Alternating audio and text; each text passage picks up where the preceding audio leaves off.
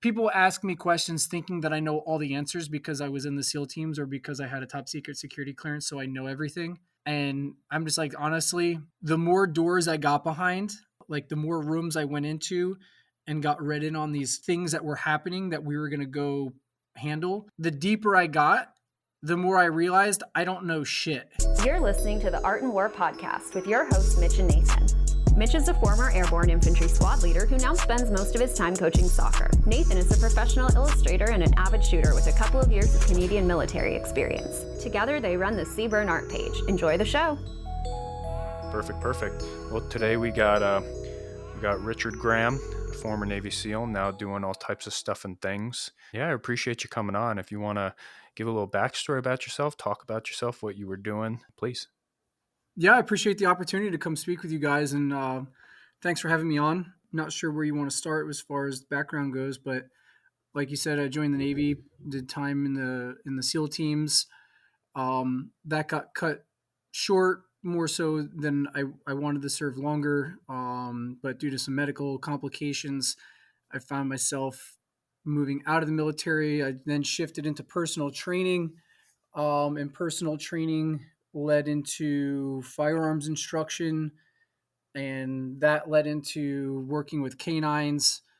And now for the last, 12, 15 years, I've been traveling the country, traveling to other countries, doing mainly firearms training and canine training with different civilian organizations and police departments and tactical teams. Done a lot of charity work with nonprofits for veteran suicide prevention. We have a charity right now, Homefront Canine Project, which I'm the president of, which does service dogs for special forces families, regardless of the branch. And we have a ranch here in Central Florida, out in the middle of the forest, which we've turned into like my own little private training facility where people come from all over the place to come here and train. Everything from a 850-yard precision rifle range, which we're extending out to 1,000 meters this year, bunkhouse, obstacle course with live fire shooting capability, 360 ranges, vehicle corridor, like ambush, live fire ranges. It's becoming quite the playground. So I guess that's like the 1 minute blurb on that. There's a lot of moving parts. A lot's going on. It sounds like you're a really busy man, so I do appreciate you taking the time to come chat with me. How old were you when you joined the Navy, and what made you decide on the SEALs? I joined the Navy when I was 18, basically right after high school. I had that summer. I had about 2 months after high school and before I left. So I was young. I went to the SEAL training very young.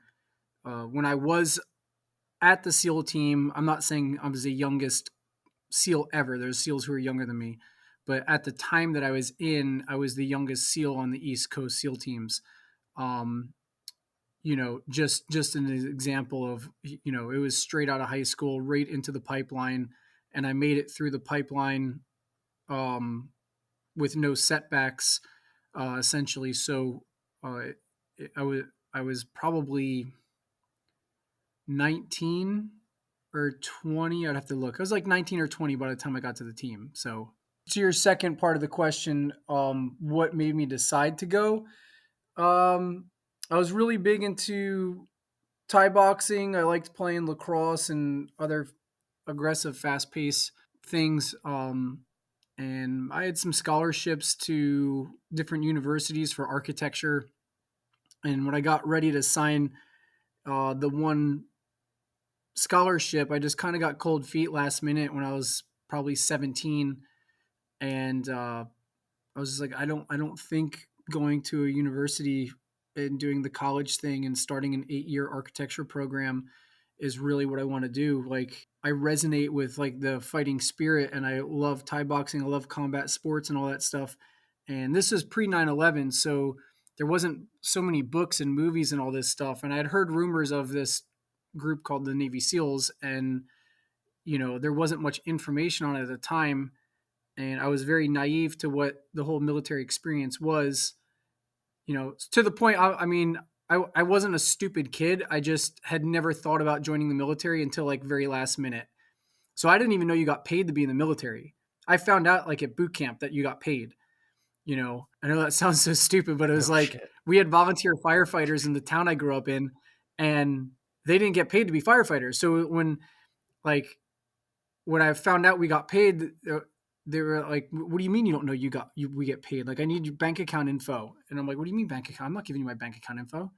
They're like, do you want to get paid or not? I'm like, "What do you mean get paid?" They're like, "Asshole, do you want your fucking paycheck?" And I'm like, "You realize you get paid, right?" I was like, "I thought this was a volunteer military." And they're like, "No, it's volunteer. Like we don't have a draft. You still get paid." And I was like, "Oh no shit. Okay, that's sweet."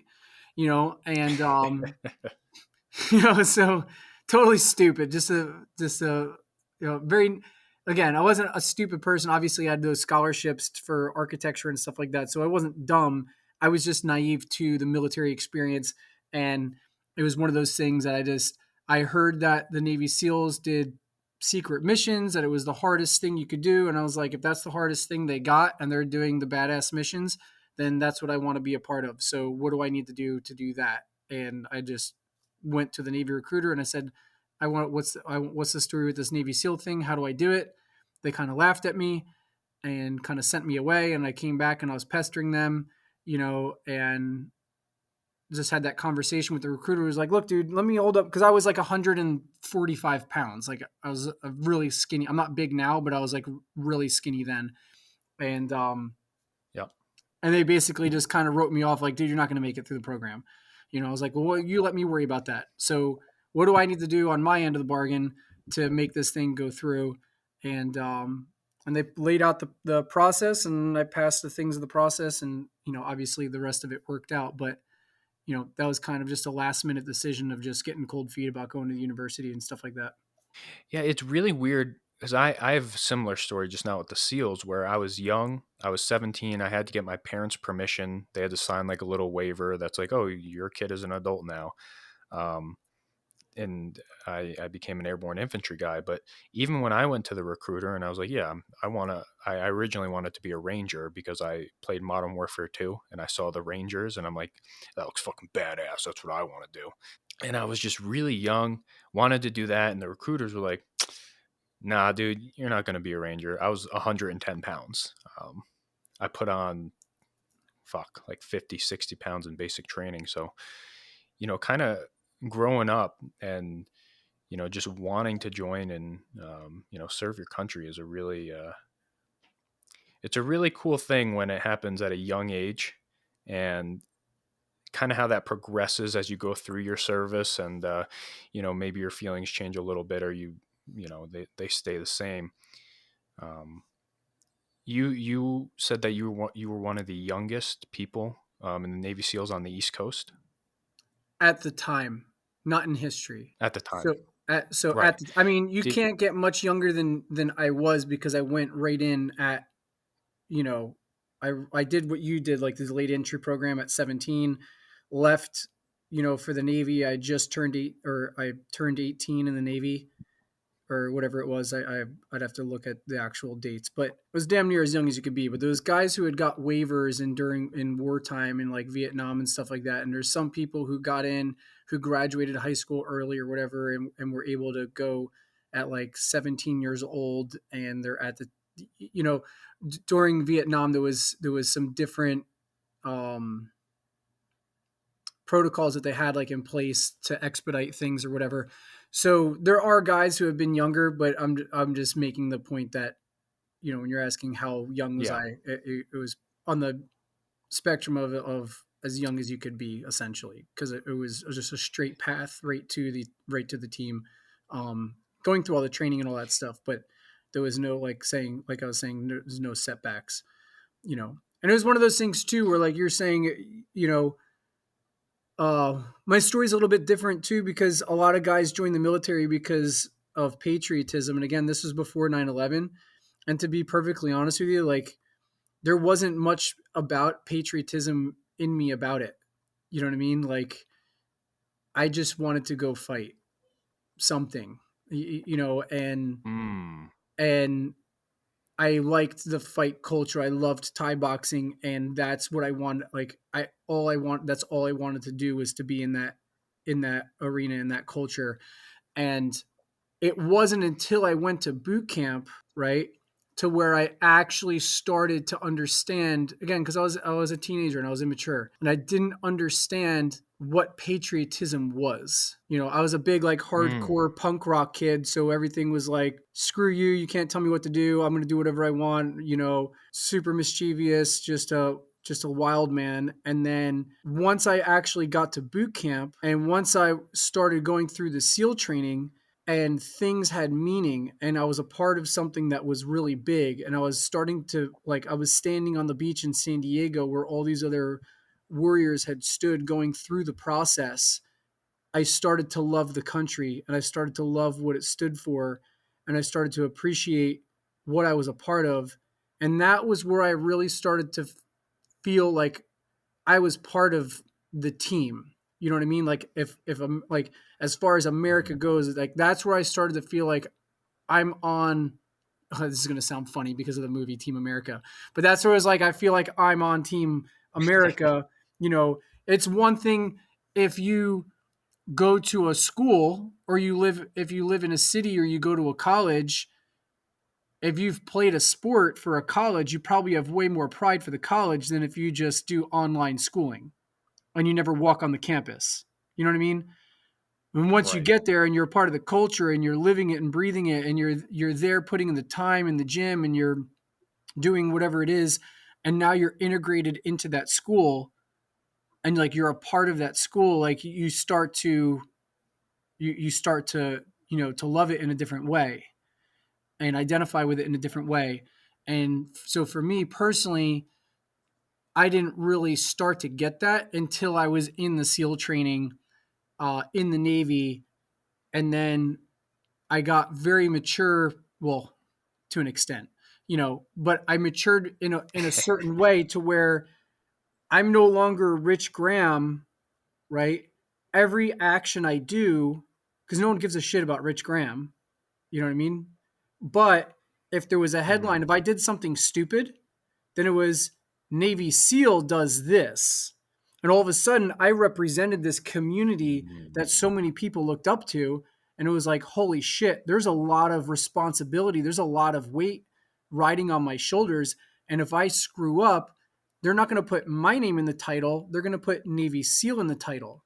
And the closer I got to the point where I was like, holy shit, this may actually happen. I might actually be a Navy SEAL, like I'm getting further and further along. And as I could see that like coming to fruition and understanding like, dude, this is actually becoming a reality, the the seriousness and the severity of that. And then at that point, 9/11 happened and it was like, this is the real deal.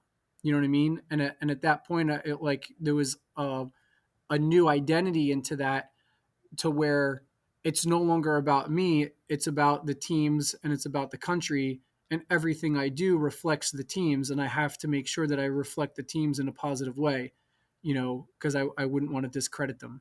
That's really interesting that you decided to be a Navy SEAL, not for patriotism, not for, the glory of being a Navy SEAL. It was just like, I like to fight.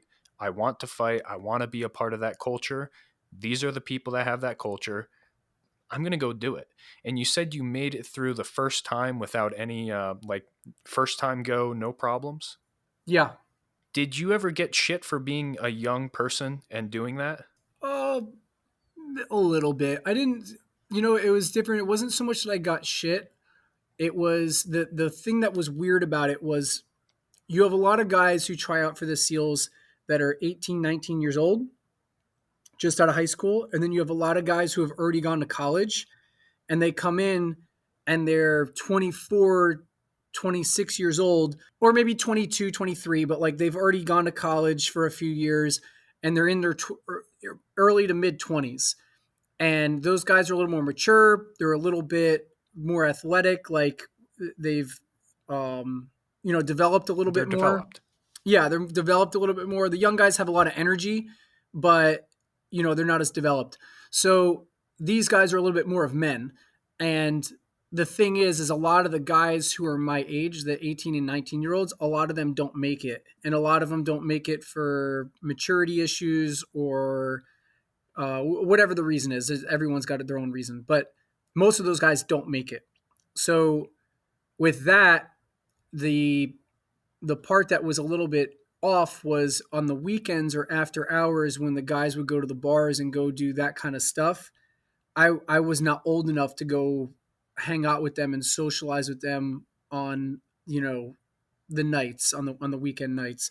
So I had to find my own things to kind of pass the time. And I when I was out in San Diego going through the training, on the weekends I'd go mountain biking, I'd go rock climbing. You'd think you would wind up taking a break, but you're just sitting around, you're like, I'm bored, I want to do something.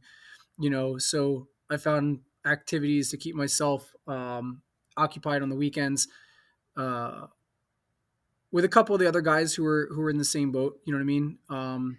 But not so much getting Mhm. crap because of the age. It was just there was like a split in the class of the guys who were old enough to go to the bars and party and all that stuff, and the guys who weren't. You know what I mean?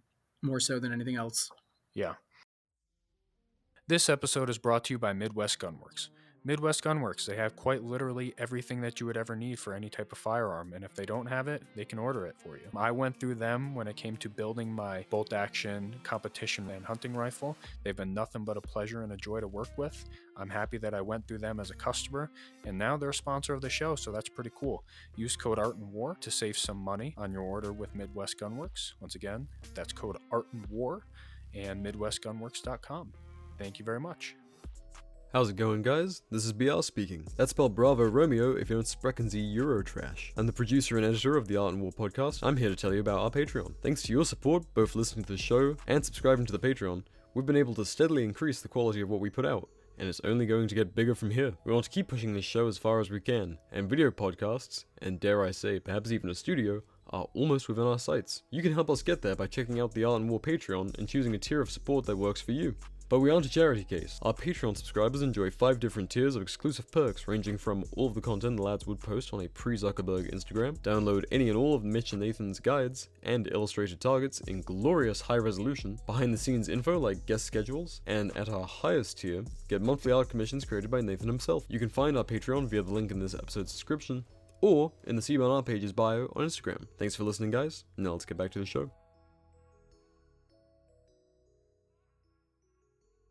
So you were already in the SEALs. 9/11 happens. Maybe you can educate me a little bit here, but from my understanding, when 9/11 happened, we already had kind of CIA and, some really, really high level secret squirrel people doing stuff over there. But from my understanding, after that happened and, before the initial invasion happened, it was the CIA, the SEALs, and some Green Berets that were over there pre initial invasion. Um, were you a part of anything like that? Was that like an oh shit moment, like 9/11 happened and you guys were on the go? What was going on there? I was actually in the third phase of SEAL training. So we were Okay. there. It was very weird. So here we are. Well, to back up on that. So when I was in boot camp, like Navy boot camp, the USS Cole got attacked. I don't know if you remember that. It was the ship over in the Middle East. No, I don't. Yeah, the suicide bombers drove a Zodiac, or like a small boat, into the side of a naval ship, the USS Cole. And I believe it killed 16 sailors. It put a big hole in the side of the ship. They kept the ship from sinking, but in the process, I believe it was 16 or 18 sailors died. And we had a bunch of guys in our class and in our division who everyone was like panicking, and there was people who were trying to get themselves kicked out of the Navy for like trying to commit suicide and pretending they were gay. Like dudes writing each In other SEAL love training? letters. No, no, no. This is Navy boot camp. Oh, just all okay. Got it. This is Got it. Sorry. standard Navy boot camp. So, but I'm saying, so this happened, and it was like, dude, we got attacked. Like, there's a chance we could go to war. We've been attacked by Islamic extremists again. And now, okay, about a year goes by, or just less than a year, probably 8 months, 9 months go by. And then you have we're in SEAL training and in third phase. So in third phase, you go away from San Diego, Coronado Island, and you go to these different places to do different parts of the training.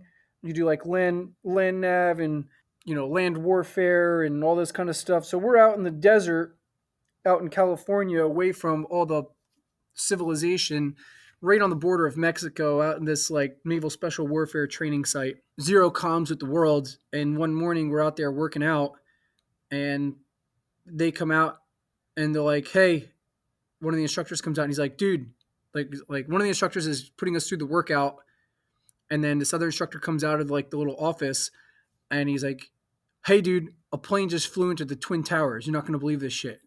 Come here, check this out." And he walks in, he has us just doing exercises, and he come back out, and they walk back out like 10, 15 minutes later, whatever the time gap was, and they're like, "Dude, they just hit another plane just hit the other tower. Like this is a fucking attack." And they're like, Jesus. they went in, and then it was like, "Dude, a plane just hit the Pentagon." And they come out and they're like, "We're going to war, guys." And we're all like screaming and yelling. We think they're fucking with us because we're out in the middle of the desert. We have no comms with anyone. This is pre-cell phones, and smartphones and all that stuff. So we think the instructors are just messing with us. So then they bring us in. They're like, "Hey, who has family in New York and New Jersey?" And like I raised my hand. A couple people raised their hand. And they're like, "Come here." And they walked us in. They let us see for 30 seconds. And they're like, "Here's a phone. Call your family. Make sure they're okay." And, called home like, "Hey, Mom, you all right?" Like, yeah. She was crying. Like, we had family up there and all this stuff. And I was like, "Okay, I just was checking to see if you're okay. I got to go." And then basically that happened. They locked us down in training. We just, shit got real. They're like, "Guys, we're going to war. No more bullshit." And training just got even more intense. But following that trip where we were out in the desert for a few weeks, we land back in San Diego, we do a very quick turnaround, and then we get sent off to San Clemente Island for another 3 weeks for the final portion of the SEAL training, for buds at least. There's more training after that with SEAL qualification training, but for buds at least. So we had we're out there on the island, and again, you're totally disconnected from everyone. Like you're in this remote location. In this case, you're on an island. So it was just a very odd experience. It was a very surreal experience because we had no idea what was going on for like 5 weeks after 9/11. You know what I mean? Totally cut off from the world. And then so a lot of the photos and videos and all that stuff of the attacks, I saw a lot of them for like the first time the following year on the anniversary. And it was like, holy crap. Because by the time we got out, they were doing like the cleanup and like looking at the so I saw like the aftermath, you know what I mean? And so did the other guys in the class. Like it was all the aftermath, like the cleanup, the process. And it wasn't until like later on where we actually, saw what it actually looked like on the day of. Yeah, I'm from New York. I was in elementary school when it happened, though. So I'm not as ancient as you are, but when it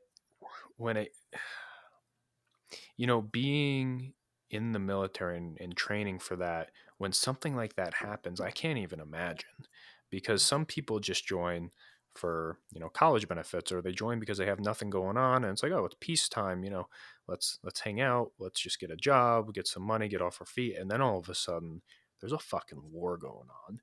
And that initial invasion in the first couple of years, that was a war. We had people there doing all types of stuff, those curfews, and if you're out at past this, you're getting shot type deal. Like it was a wild west from the people that I've talked to that have lived through that. For you, after seeing all that, you graduate, you're a SEAL. What happens next for you? When did you graduate? It was like 2002, 2003?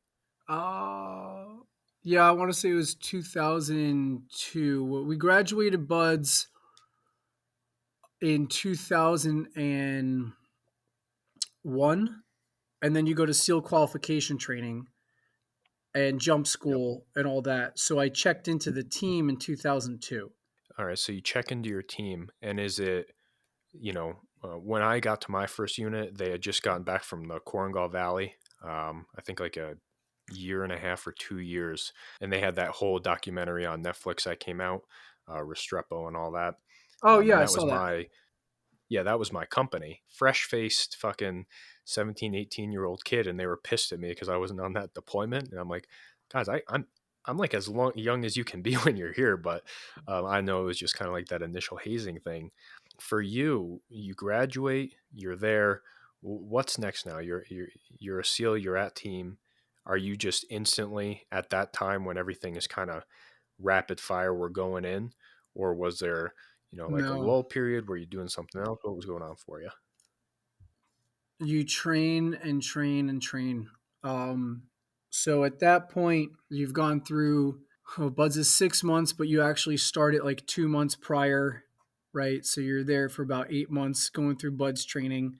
And then SEAL qualification training is like with jump school and stuff is another 4 months or so.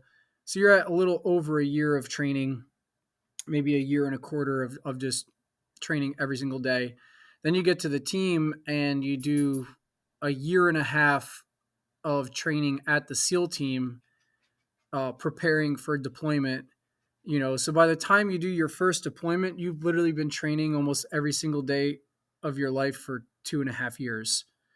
Um, and again, you're doing specialty types of jobs, so there's a lot to learn and there's a lot of skills to develop. And at that point, you still are newly developed on these skills, and that's like your learning deployment. You know what I mean? As a new guy, and then so in between deployment cycles, this is different than it is at Dev Group, but they have a different cycle because everyone at Dev Group, like there's new guys to Dev Group, but there's no new SEALs.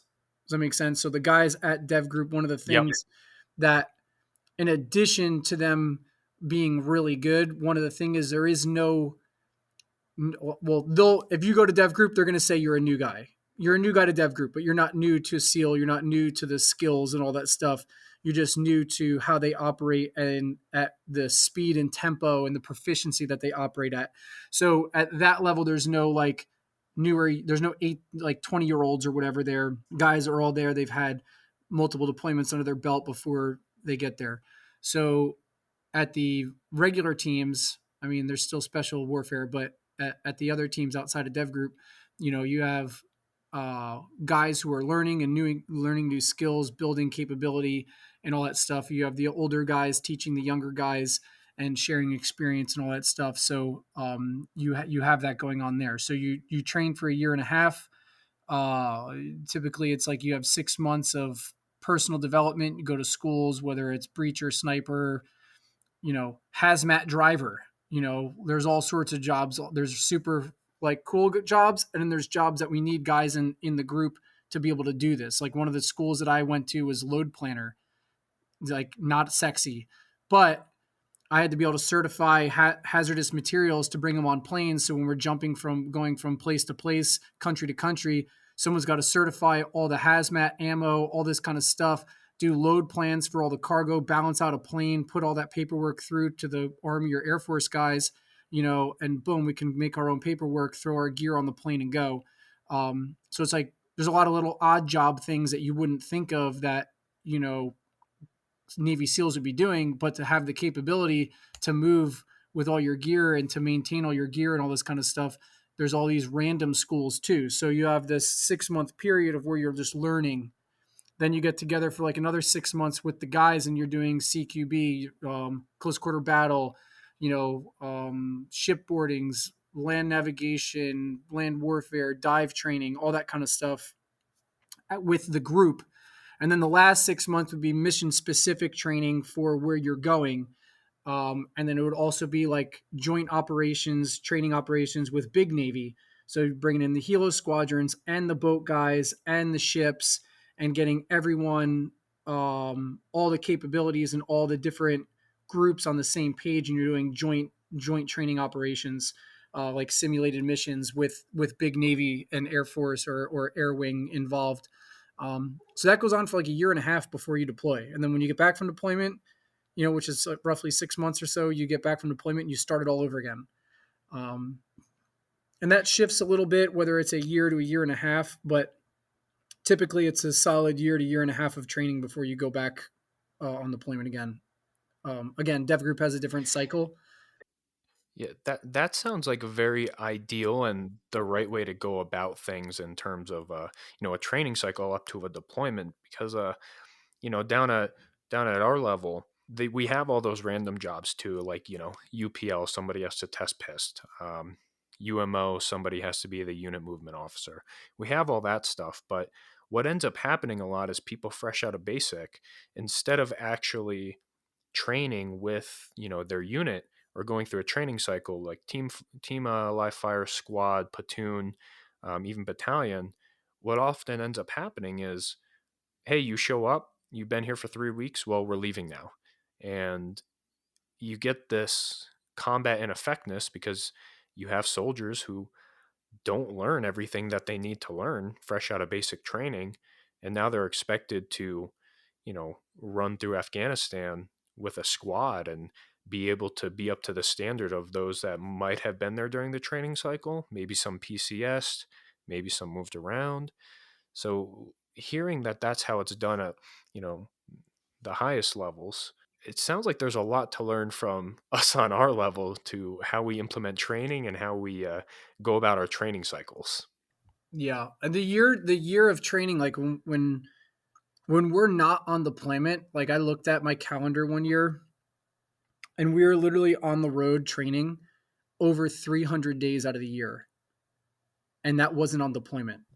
You know what I Jeez. mean? Like the training Yeah. tempo is so high, and the expectation of your ability to perform is so high. You know what I mean? Like it's a lifestyle. It's what you do, and I absolutely loved it because that's exactly the environment I wanted to be in.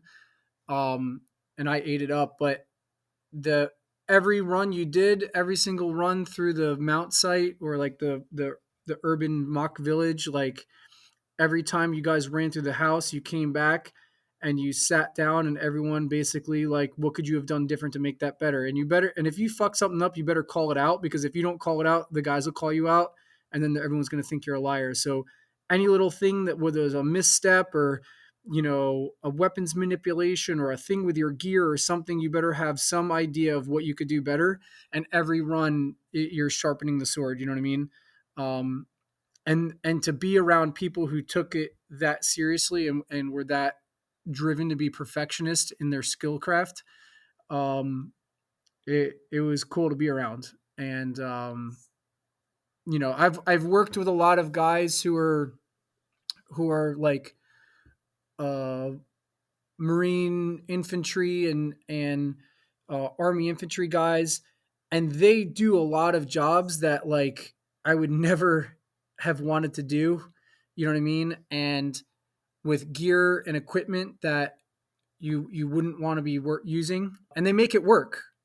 And power to them, they make it work, and you know they're courageous and and they're great fighters, and they have great attitudes and all that stuff.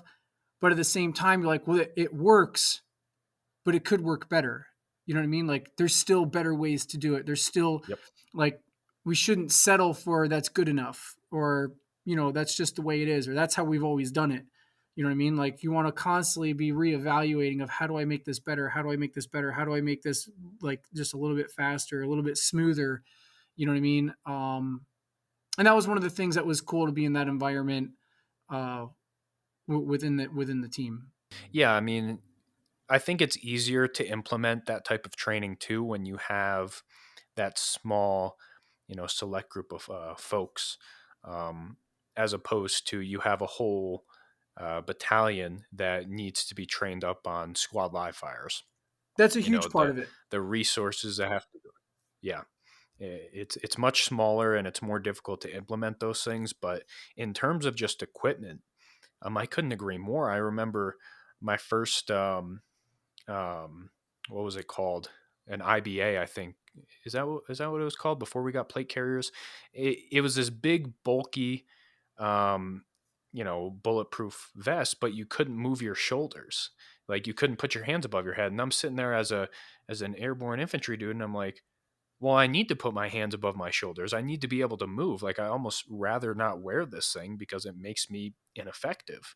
And then when we when we did our rotation into Ukraine, they gave us all plate carriers because we had to look super super cool going into a really um, high attention in terms of media coverage area. We had to actually look good. Um, so you do all this training, you do this huge train up. Where's your first deployment to? The deployments I did were basically, they weren't what I thought I was going to be doing, which is interesting. The deployments I did was to like, I think it's common knowledge now because it's been so long, but it's basically like Bosnia and Serbia area. And we also went to Greece to do the train up for the 2004 Olympics. So we were there in support of that. But then the main stuff we were doing was in Bosnia and Serbia, and we were doing tracking down war criminals from the previous war, and then tracking down terrorist cells that were raising money and moving gear and equipment and stuff from Europe into the Middle East and all of that. So it was a very interesting job, and it was more of what you would expect, like the agency guys doing. You know what I mean? So it was a mix of doing Mm-hmm. urban hides, urban stalks, tracking vehicles, building intel packages on people within a city. So there's a lot of stuff that was like plain clothes tracking guys and whatnot. And then there was on the flip side of that, there was people that were staying out in villages and hunting lodges and stuff out in the woods and out in the mountains in different rural areas. And in that, you're in your ghillie suit and you're in your scout recon sniper stuff, more scout recon and than the sniper portion, but you're scout reconnaissance sniper, so you're bringing your rifle and all that. But it was more of doing the scout reconnaissance stuff, and sneaking back and forth across borders and whatnot. So it was cool. It was interesting. It's just not what I thought I was going to be doing. As far as at that point in time where the war was just kicking off, we're like, all this stuff's going on. We're obviously going to Iraq, and they're like, no, you're going to go here because there's this, and this going on. You're like, really? But I thought the war was in Iraq. They're like, yeah, well, we do things all over the world. So this is where we need you. This is where you're going. You're like, all right, well, if that's where we're going, then I guess that's where we're going. As a young guy, like you don't have a choice in it. You just go where they send you. You know what I mean? Right. That is really interesting because, like you said, that's kind of something we expect the agencies to be dealing with. Doing all that secret squirrel stuff where if they get discovered, they're kind of like on their own. What was the plan if you guys got like discovered? You said you were going back and forth between borders.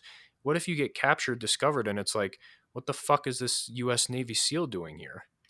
Yeah, I mean, some of the I probably shouldn't say the exact stuff of that on a podcast and get myself Sure, in sure. trouble. But with that being said, like it was stuff the agency was working on. But most of the guys in the agency or the people in the agency, most of them are like analysts and all that. So even with like their security, they have contractors that they bring in, and it's like the contractors don't actually aren't in the agency, they're working for the agency. You know what I mean? Yeah, So right. the guys who are actually, or the people who are actually in the agency, in many cases, like this one, it's they're most of them aren't going to go fucking walk through a minefield and lay up watching a house for 3 days, in the woods, in a ghillie suit. You know what I mean? Like they're not going to do that. So we get tasked to do that and then to hand over the information that we have to them. And then they take that information and they build it into the bigger picture of the intel plan of what's going on. And then we get tasked with the next mission that they need us to do.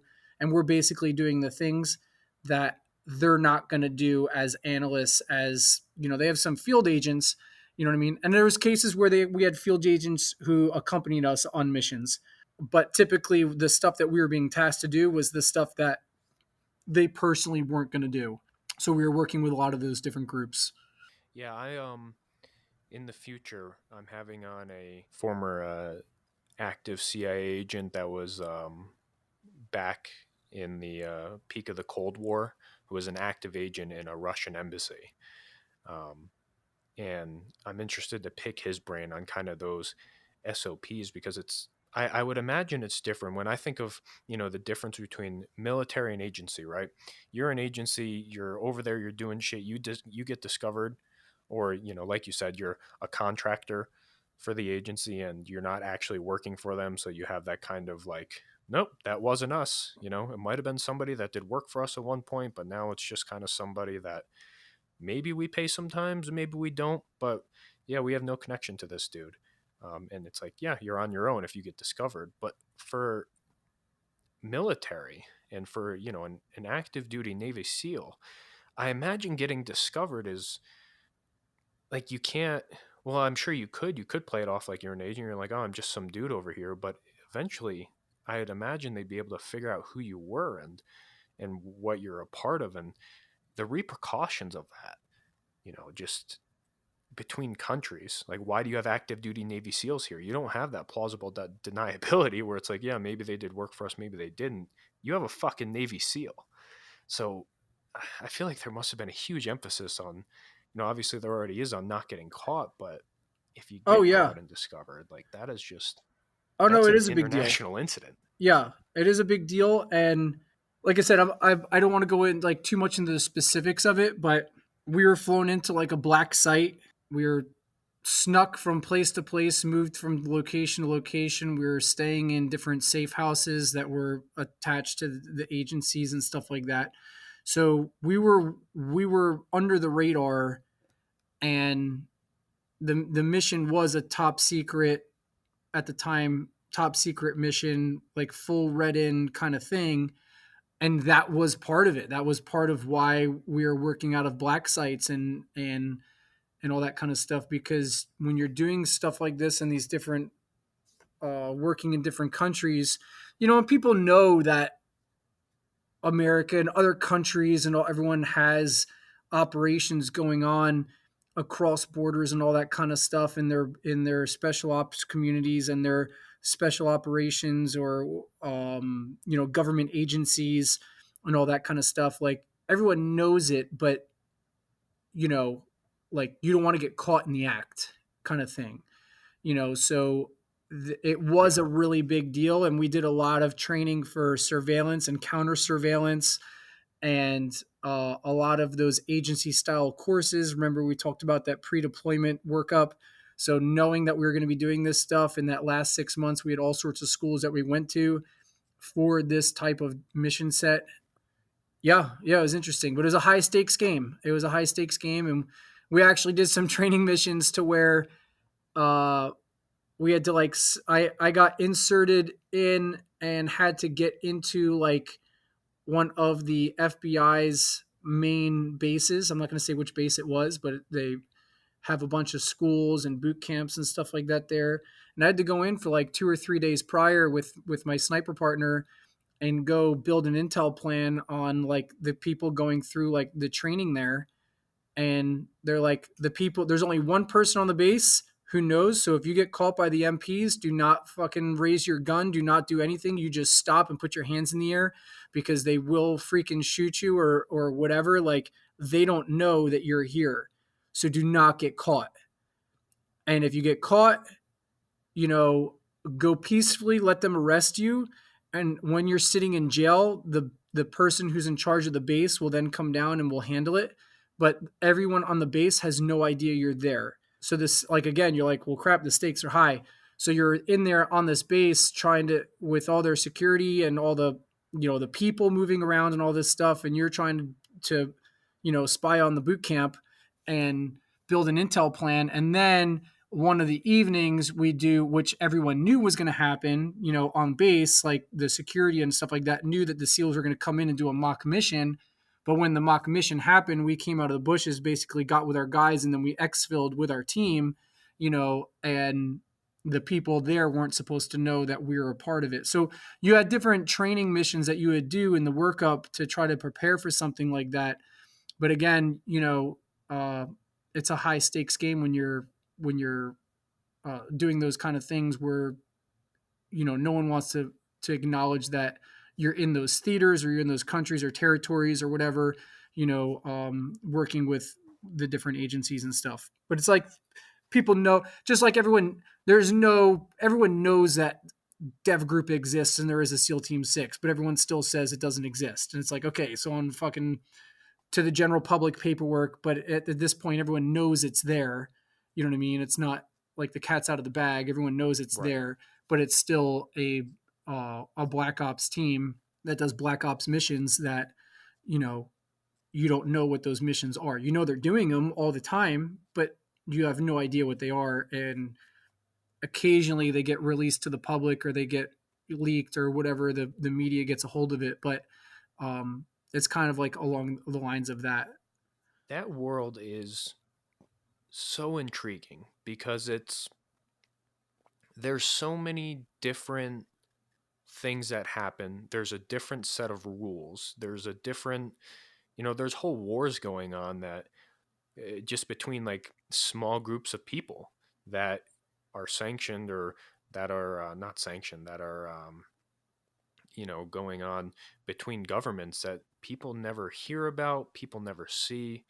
And to do such high level operations, it has to not only be stressful, but you have to embody it. You have to believe it. It has to be who you are in order to execute these things, I feel. Yeah. And one of the things that's also interesting about it is like, I have friends who ask me questions like, well, Rich, you were a SEAL, you did top secret missions, blah, blah, blah. Um, what are your thoughts on this? And in some cases, like people ask me questions thinking that I know all the answers because I was in the SEAL teams or because I had a top secret security clearance, so I know everything. And I'm just like, honestly, the more doors I got behind, like the more rooms I went into and got read in on these things that were happening that we were going to go handle, it was just like the deeper I got, the more I realized I don't know shit. You know what I mean? So when you have these people making memes and talking about stuff and this and that, or the news talking about things, like the reality is everyone's got opinions on what they think's going on, and the reality is no one knows what the hell's going on, and none of us know shit. We have an idea of what we think is, but a lot of the stuff that we think is going on is basically what has been released, and most of the stuff that's been released is what they wanted us to hear to begin with. Right. The deeper I got, the more like you realize that it's like a giant game of chess, and there's so many moving parts. So many of us are just getting played. You don't really know what the hell's going on. Right. You just hope you're doing the right thing. Right. And when you're doing stuff like that too, like you said, the more doors you go through, the higher up you get. I feel like it's very deliberate that the less you know, because there's so much shit that goes into it that it's kind of like a stay in your lane thing. There's, the politicians or the governments or the agents or the agencies that have all this intel and are making all these decisions for all these different reasons. And then there's the people on the ground that execute it. And at that level, you don't really necessarily need a purpose. It's more, at least I think so. I've never been at that level. I'm curious your insight on that, but you don't necessarily need a purpose, I would imagine. This is my job. I believe in what I'm doing, and I'm going to go do it to the best of my ability. Yeah. And I mean, so again, I did some, that Black Ops operation still attached to the team, but I was not part of dev group. So I can't speak on the guys who just live in that world because that wasn't my reality. Like, and I was at the team for 6 years, so in relation to some of the careers that some of these guys had and moving up the ranks, I was a sled dog at the team. I was an operator sled dog, and at that level, like you were told what you needed to know to go do the mission, and your job was just go do the mission. You know what I mean? So I wasn't at a leadership position. I wasn't at like a total management position, overseeing the team and understanding the theater and all the moving parts of where all the teams and the platoons and all the groups were moving to, and the big picture of what each operation was trying to accomplish. Like that wasn't my position there. So at that level, maybe those guys have much more insight than I did.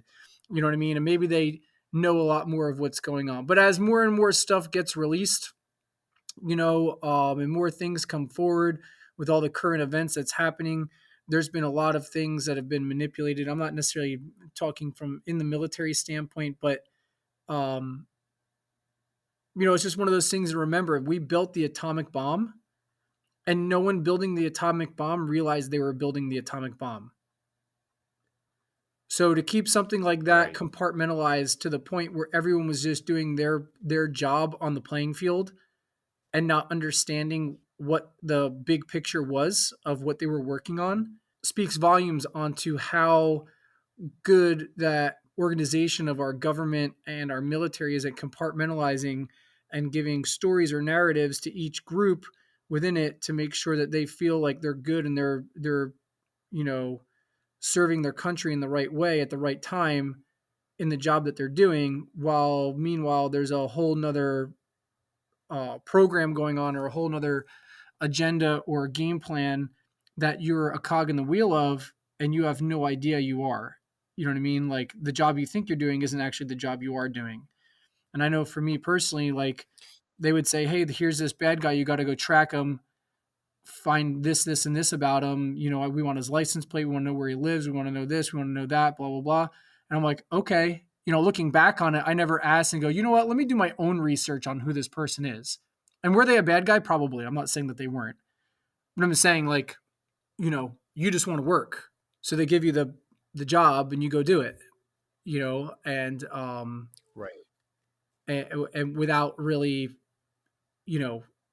without really doing your own research. I mean, I don't know. You get what I'm saying, right? Yeah, no, I understand what you're saying. You believe in the machine and you believe that it is your job to go do this. It's not to ask questions, it's to execute.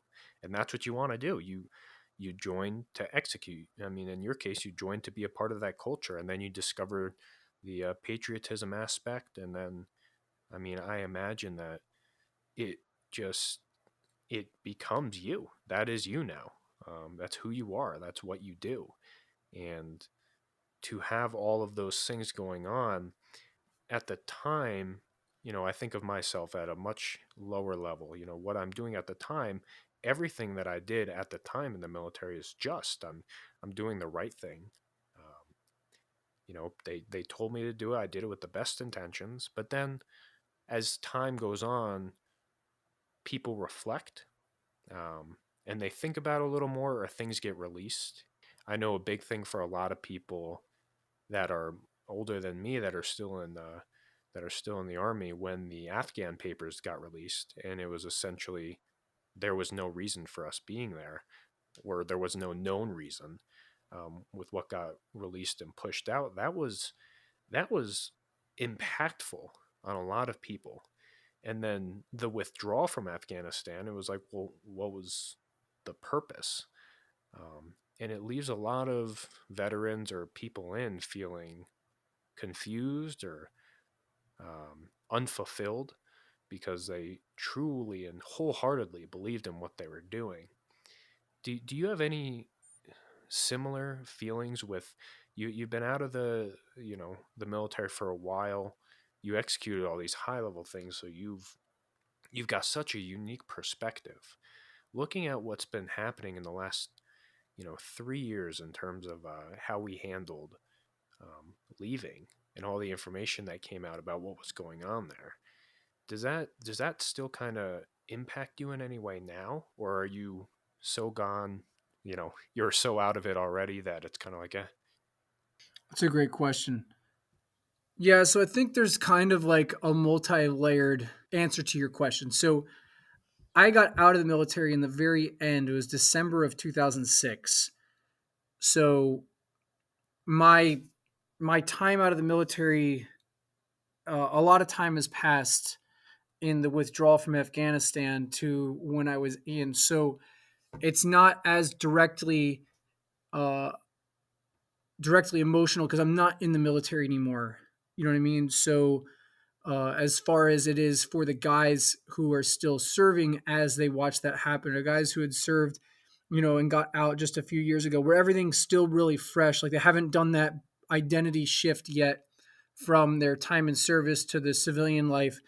So to them, they're still holding on to that a little bit closer, I believe. Or there's some guys who've been out for a long time who are still holding that very close to them.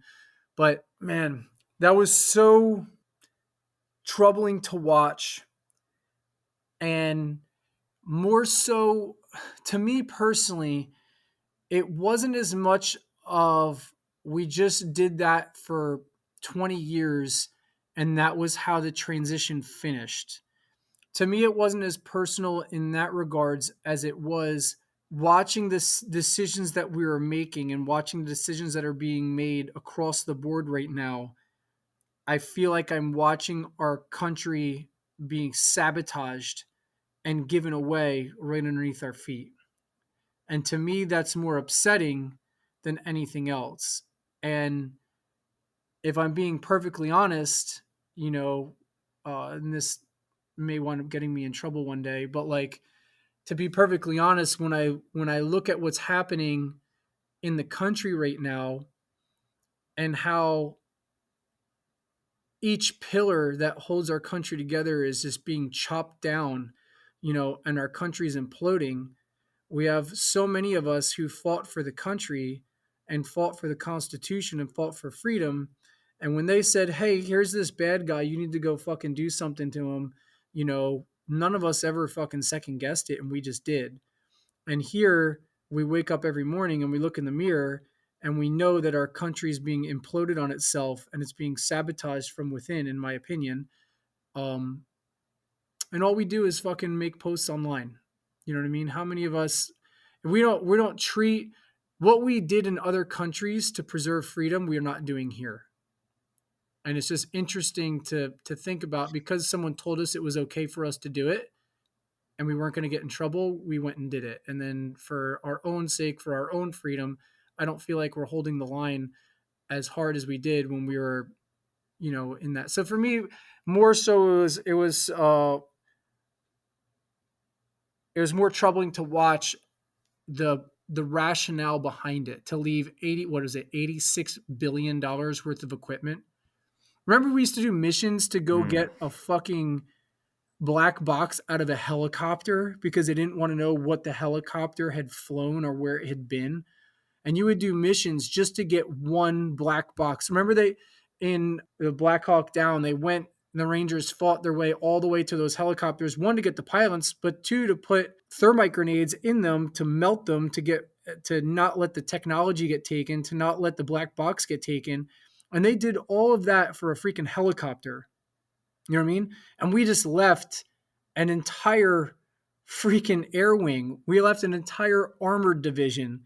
We owned the night with night vision and all that technology. Yeah. And now there's 16,000 sets of night vision that's just floating around in the hands of the enemy, which is now going to go into the black market, which will wind up in the hands of China, Russia, whoever.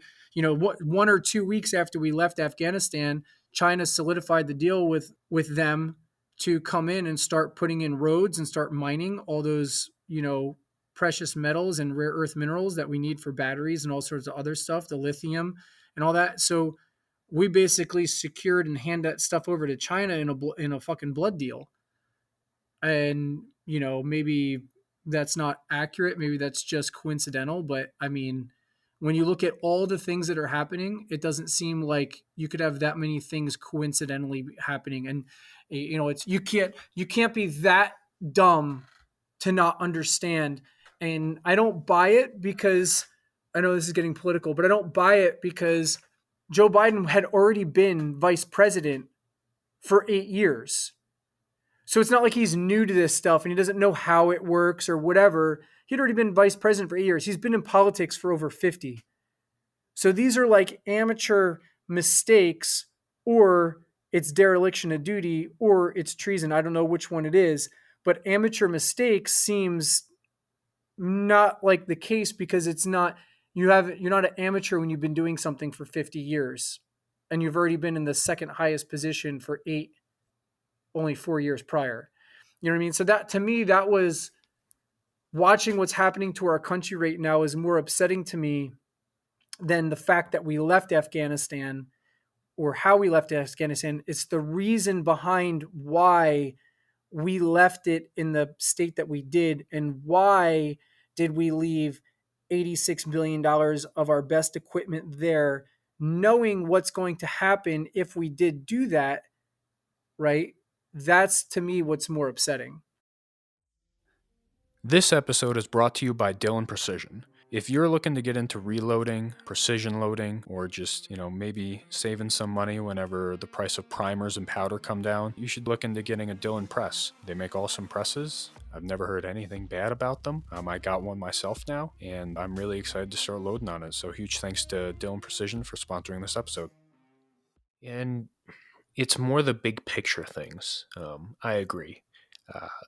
I was in Afghanistan myself, and I still feel a kind of personal connection to some of these things that happened, and it's upsetting, but I think more about, like you said, that big picture and why and what is going. Like it seems like there is no direction. There's no plan. It's very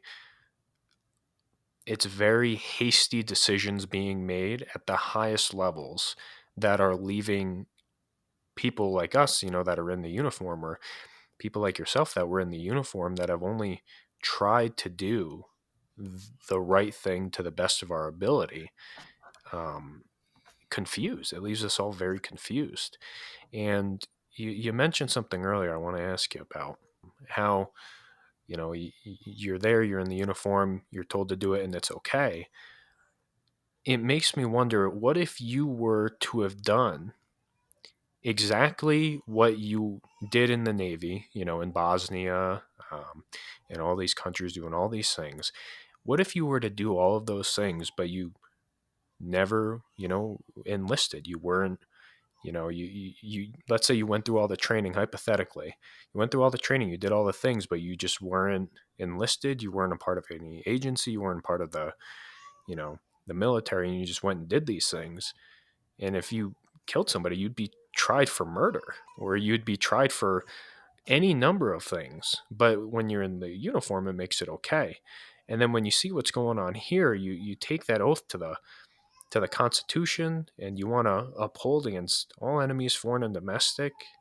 It's really troubling. And I don't know exactly how we get out of this, and I don't know what the long-term goal is, if there is one even. But that big picture is definitely something that is it's alarming, and it's confusing. Yeah. Well, I mean, the thing is in my opinion, they're trying to make it seem like, when you say like, oh man, they got out so hasty. Not that you said it like that, but when you're saying they got out so hasty, so did they get out hasty because they didn't know what they were doing, or did they get out hasty because it was part of the game plan? Did they shut down all the oil in America because he's an idiot and he doesn't know how economics work? Or did he shut down all the oil in America knowing, right, that it was going to collapse our economy so we could shift to a different currency? If you go to the UN's website, the United Nations website, every time I bring this up, people are like, oh, here goes conspiracy theory shit. Go to the United Nations website and type in Agenda 2030. And if you look at what is the United Nations agenda for year 2030, what is their goal to achieve by the year 2030, it will say that it wants all countries to be equal. All countries should have the same wealth. All countries should have free healthcare. All countries should be safe for the LGBTQ plus whatever community, right? And I say it like that because every time I look at it, they add more letters and stuff to it, and I don't know what it is now. But you have, if you look at what the UN wants, you're like, wow, that sounds like this global utopia, right? How do you actually get it to happen? And what's happening with things like the Paris Accord or the Paris Agreement, Accord Agreement, whatever thing, what it's doing is it's saying America cannot make the Green New Deal and the Paris Agreement, right? America cannot make oil because other countries have to make oil. America can't mine We have those rare earth minerals right here in America in 4 different states. We can mine those rare earth minerals. But Joe Biden has made it illegal for American companies to mine those rare earth minerals.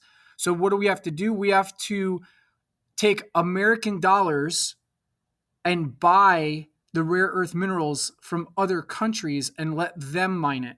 So that way we can empower the lower economic countries to help build up their infrastructure utilizing the American dollars, which they just keep printing. And that's why our inflation is going so high. But when you look at what they're doing, they're taking the wealth of America and they're just throwing it out to these other countries, and they're not allowing the American citizens to grow within America. Like, we're crushing our economy to build the other economies. So when you look at Agenda 2030, you go, wow, this sounds like an amazing utopia. How do you actually make this come to fruition? And then you look at the deals that they're doing, you look at the decisions that they're making, you go, oh, instead of building up the other countries, we have to crush the producing countries to bring them down to the level so that everyone's on the same level. So they're sabotaging the American economy. We're sabotaging the American dream, right? In order to build up other countries around the world, right? And whatnot. And if you look at all of these deals, if you look at all of these, plans that they're passing and how it's being organized, and then you look at Agenda 2030 of what is the global plan, they fit side by side. They match up perfectly. You go, oh, well, this makes sense. It makes sense that you would do that because to have this plan be accomplished, we have to do this, this, and this here. You know what I mean? And that's what's frustrating to me is because it's being passed off as they don't know what they're doing or these people are just stupid. You know what I mean? But they're not. It's not stupid. It's very, very, like we were talking about, like they're playing chess. The more doors you get behind, the more you realize you have no idea what's going on.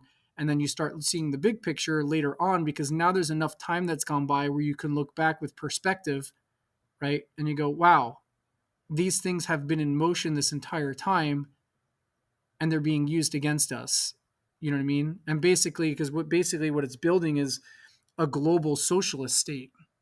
It's not free enterprise. It's not, free economics anymore.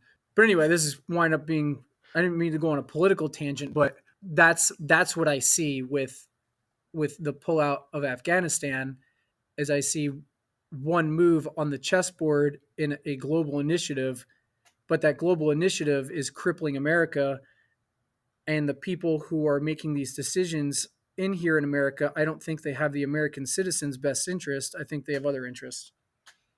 That's just an opinion. Yeah, there's a lot of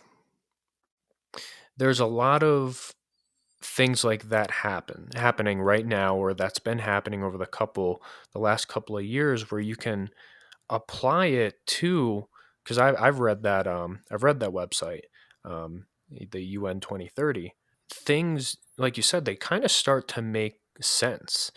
Now, I don't know who directly is responsible, if it's a group of people within the UN that are coordinating, and we're in on it too, and Joe Biden's in on it, or whoever is in on it. I don't know. I almost don't like to even think that I know about those things because it's so beyond me, and I feel like there's nothing that I can do regardless about it besides take care of myself and my family. But it's something that is so large and it's unfathomable. That's the word for it. When you have these people in these positions of power that have this very clear stated agenda, and then all of the moves that are happening to basically get us moving towards this goal of global unification and socialism, it uh, like I said, I can't fathom the scale of that, and just how many people have to be striving and working towards that, and what you can even do about it? If that influence, it's the UN, like, what's above the UN? I don't know. I know that they recently, I think it was a year ago, they were talking about making their own currency, like a cryptocurrency, because I saw the popularity that that was getting, and centralizing cryptocurrency, which is the exact opposite of what cryptocurrency is made to do. It's made to decentralize things. And they were talking and trying to make it so they could control it. So you have this digital currency, and let's say you're allotted, X amount towards this, or hey, you've been deemed, a bad person, so you can't buy ammo this month. You can only buy these things with this cryptocurrency. And I think they even did a trial run of it, but I think it got shut down. I would have to look more into that, but that was a very real thing that happened that they are considering or have considered implementing before. And it makes me think, if it's almost like they're testing the waters. They're like, how much can we get away with now? And then what can we do to implement this so we can get away with it in the future? It's a very, it's a, it's alarming, it's confusing, and it's unfathomable to me to even try and rationalize in my head, because it's unheard of. It's unheard of to have the entire world not only on the same page, which sounds like a good thing, but to have it unified like a global currency. It's Well, global it's concerning. currency, It's a very global concerning. currency brings up its own issues, but a global digital currency in the state that our world is in with all these tech companies is extremely dangerous, and it's a Trojan horse because we've already seen what they would do with it. We already know what China does with it. China dictates everything in your life, and it's like you don't have freedom of speech in China because you say anything and people rat on you or give you with all, the whole social credit score, and they shut down and freeze your money, and you're like, oh well, that's China, that would never happen here, and then you watch what Canada just did so far this year, just 2 months ago, right? In 2022 and the end of 2021, people were doing peaceful protests that the government deemed were a direct threat to the country's national security for the political party that's in place. And what they did is they shut down people's bank accounts for the truck drivers, that whole truck rally. Then, if you brought the truck drivers food, if you brought the truck drivers something warm, if you brought them coffee, or you were out there cheering and supporting them, they used facial recognition. They used, the police stopping you and taking down your driver's license, whatever it was. They used social media to figure out who you were, right? With all their video surveillance systems and all the different technology things that they have access to. And they started freezing their bank accounts and sending those people fines. So if you supported a movement, if you supported a peaceful protest, which the government disagreed with, right, they froze your bank accounts and sent you fines and hurt you monetarily. So now what happens is people go, well, man, I don't want to speak my opinion, and I don't want to have free. I don't want to exercise my freedom of speech, because my freedom of speech, I'll be penalized financially, right? I'll even be locked out of my own bank account and have my money seized. And then how do you get that back? You have to go to the same government that seized it and held it to try to get it back from. So you go through the legal system, but the legal system is working for the people who took your money to begin with because you said something that they didn't like.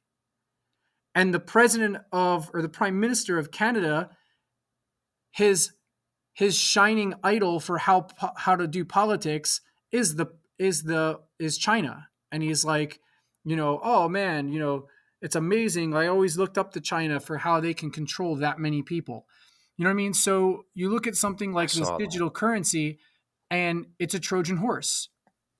The things that are being done are not within our best interest, because these governments, and if you can't see it after the last 3 years and what they've done with the whole COVID experiment, right, where all the world leaders got on board and they all implemented the same protocols, everyone's on the same exact page, that all airline industries are doing the same thing, right, and all travel and all this stuff, like Have you ever seen every single global leader ever agree on something so lockstep like they have with this, with all the information that we have of you know what I mean?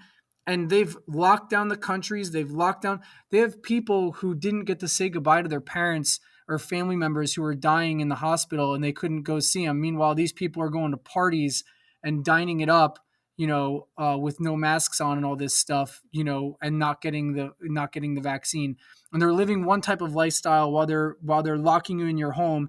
This past winter, just a few months ago, they told us this was going to be the winter of death. Did everyone die? No. They told you not to have Thanksgiving with your family and not to go home for Christmas and not to see your families, and tried to scare and intimidate you into locking yourselves into your home for yet another year. And everyone was like, we're fed up with it. And then, oh, lo and behold, everyone didn't die. How about that? You know what I mean? So it's it's a very complex situation we're finding ourselves in right now. And I think something like the Afghanistan incident of the withdrawal was just one more giant telltale sign, watching China move in only 2 weeks later, watching our military assets being seized by what was only a day prior to when it happened, the enemy, right? And then to kick it off, now we're sending money and financial aid to Al Qaeda and the Taliban. We're sending them money to try to get control of their country because their country's imploding. Like, oh my gosh. So we just left them $86 billion. And now the American taxpayer that's had to pay for $86 billion worth of equipment we just gave to the enemy that we're now going to have to go fight them again with our own technology. And now we're sending them millions upon hundreds of $1 million aid packages so that they can help get their organization together. Like, come on. You know what I mean? Like, these people aren't that stupid.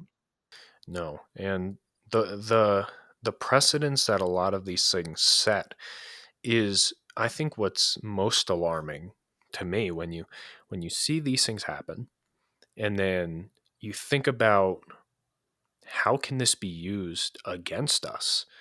And we talked about the digital global currency that you mentioned being a Trojan horse. I very much agree. When the government has control over how you spend your money, which we see is happening in Canada, where they're freezing people's bank accounts, they're freezing their assets, and for them to just be able to do that and to justify it as, these people are a far right extremist group or a threat to national security, to just slap that label on your own people and then to freeze their money so they can't buy anything. The precedence that sets is, once they do it once, what are they going to do when, people are posting things on social media that they don't like, or going on the news and talking about opinions that they disagree with, or speaking out against a current administration? Oh, they're a threat to national security because they disagree with this. And then, boom, you have no money now. You're a threat to national security. We're going to find you. We're going to arrest you. We're going to throw you in a cage. And you see It's this already happening happening. around the world. It's already happening. Exactly. You have people who went to the Capitol on January 6th who did not go into the Capitol building, but just because they were there, the hotel companies and the credit card companies turned over all that information.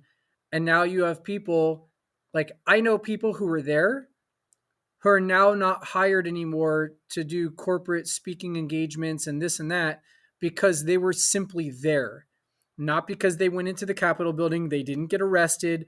They simply went to a protest, right? And conducted their portion of it peacefully, but just because they were in attendance, right? They've lost their business, they've lost their jobs, they've lost contracts. People are being kicked off of social media left and right. And the thing is a lot of these social media accounts, these are forms of business for a lot of people. And they've spent a lot of time, building this stuff up, and they just pick and choose. One day you just come on, you log on, all of a sudden your account's gone. Oh, why? Because we didn't agree with what your account was putting out. But I thought this was a free speech platform. well, to an extent, the free speech we like. You know what I mean? So now what happens again, when people start seeing those types of ramifications, right? Think about how many times you go to post something and then that little CDC guideline thing pops up for, our fact checkers, blah, blah, blah. And you're like, fuck, is it worth posting this? Like, does this really relate to what my account is about? Like, should I post this? It's just going to draw unwanted attention. And you start second guessing, should I actually post this or not?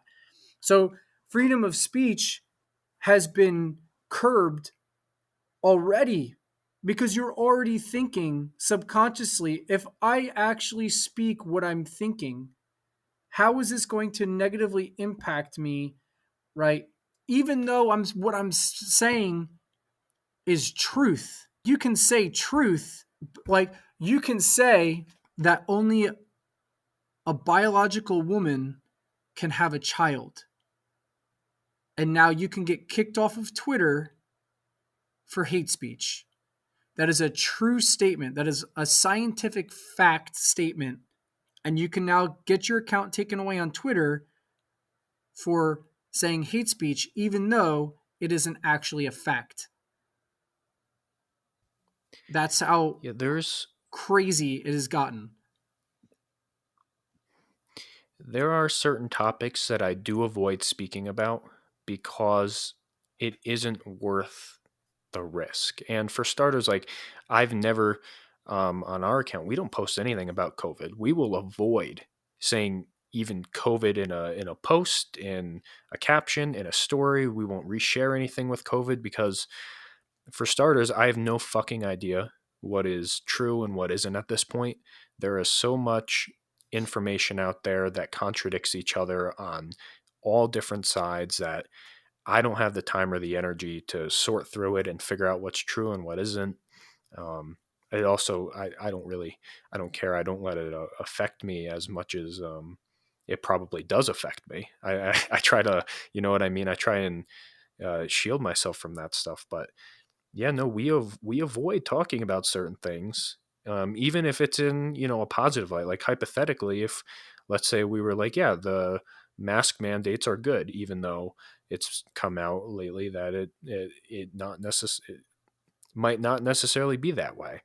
And I wouldn't even post that because just talking about it gets you on that radar and it puts that Yeah. little guideline. And then once that little, guideline is there, like, it's just not worth the risk of what we're trying to do, that we just avoid topics like that, be it even if we supported it or if we didn't. It's irrelevant. Just talking about it in general is just, it's not worth the potential risk that comes with it. And I think, like you said, it makes you think about, what you're going to talk about. And if, like I said, that we do, is it worth the risk? And that is essentially subduing your freedom of speech, whether you say something I agree with, you say something I disagree with, or I want to say something you agree with, or I want to say something you disagree with. It just makes people not even want to talk about things. And I admit that is part of the problem. I am actively a part of that problem where I'm just like, yeah, fuck it, not worth it. I'm not going to talk about it. And that makes it effective. And that's exactly what they want you to do. They want you to shut up. That's part of the psychology behind all of that stuff. My Instagram account is about to be taken down, you know what I mean? For violations. And I go in, I look at what are the violations to the community standards? What are these violations? One of the violations is this. I had said to someone, in a message, they said, Rich, I'm going to come out to the ranch soon. You want me to pick anything up? And I said, yeah, man, grab me a couple white monsters. That got, like, the soda, the energy drink. Oh my God. That got pinged. Okay, maybe the algorithm pings it. That got pinged as hate speech. So I challenged it and I asked for a request to have it reviewed by a human. And after it was being reviewed, it's very clear in the conversation, I'm talking about the energy drink. And when you look at my account, being that it's firearms related account, I'm assuming they look at the account, right? But after having a human review it, they said, after reviewing this, we stand with our decision that this is hate speech and we do not tolerate hate speech. And if you continue talking like this, your account will be deleted. I have another one that's pending that I challenged where someone said, "Hey, Rich, what do you think about this model pistol?" And it was, I forget, it was some weird model. I don't remember what it was. And I said, honestly, I'm not familiar with that pistol. I have never shot it. So I'm not in a position to really give you my opinion on it because I don't know much about it. In that, they said that I participated in terroristic threats to another person. And again, I challenged that. And these people who review this stuff, they come back and they go, after reviewing this, we have decided that yes, you are threatening people. And if you continue to do this, we're going to delete your account. You now have 2 red check marks against your account. And so in this, it's like even you just speaking freely. So now it's like, well, hell, I can't say the word, I can't say colors. I can't say pistol. I can't say shoot, even though I'm not referring to actually shooting at a person. So these are things that they're leveraging to try to get you to shut up and basically mold into only the areas that you want. Now, you could be one of these pop stars and say you want to shoot Trump, and that's fine. You can say you want to go blow up the White House if you're Madonna, and that's fine. You can be what's his face and say you want to punch the president in the face, the actor, and that's cool. That's not hate speech. All those people, their things aren't being suppressed because it's fitting in. So when you have these organizations which are shape shifting and manipulating what can be said and what can't be said based on their own opinion, and the repercussions are we're going to take away your ability to communicate. We're going to take away your ability to have access to companies, to your money, and all this kind of stuff. Like, that's some serious shit. When they took down President Trump's, at the time, Twitter account, I remember looking at my friends who were here at the ranch at the time, and I said that was an act of war. They literally just declared war on the president. The first step in any military conflict is you take out communication. Now there is no way that conservatives can communicate. The president can't communicate with his own people. They've basically taken away the voice of a sitting president so that he cannot communicate with the country, right? And if they can do that to him, they will do it to every other person who speaks out against what the narrative is that they have decided. And we see that happening left and right with conservatives, and other people, even Democrats or liberals, who just are challenging what they're seeing and second guessing something because like, this doesn't make sense. This doesn't seem right. You know what I mean? And boom, they just shut them up. And if it's basically a playbook out of China and how China's been managing their country for years. The people who are here managing our country now are looking at China as like the shining example of how you control a population, which takes away your freedom. Because even if you have freedom of speech, but if you're afraid that the government and the tech companies who are working hand in hand with the government are going to penalize you for executing free speech, well, you don't really have free speech anymore. You have an illusion of free speech. Yeah, I personally try and stay apolitical when looking at certain things, and some people are like, cringe, centrist, whatever. I don't fucking care. I think, personally, I'm not smart enough to handle politics or to make a decision for other people. So I don't talk about it. I don't let the politics influence my relationships or friendships. But what's wild to me is that Donald Trump recently went on a podcast and YouTube removed it. And like a former president, whether you love him, hate him, indifferent about him, a former president of the United States is being censored by every single media platform to the point where the man went out and created his own media platform. It's so unprecedented to see and hear about this and to just be okay with it, you know? Whether you're left or right, it should alarm you that a former president cannot go on a podcast without it being taken down by a tech company just because they don't like him.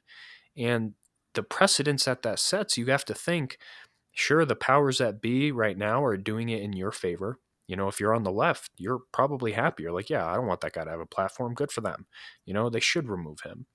Until somebody that's actually like a fascist dictator somehow comes to power and then uses his power and the precedence of these powers being used against you to silence you and to silence your people that you support and to silence your ideas.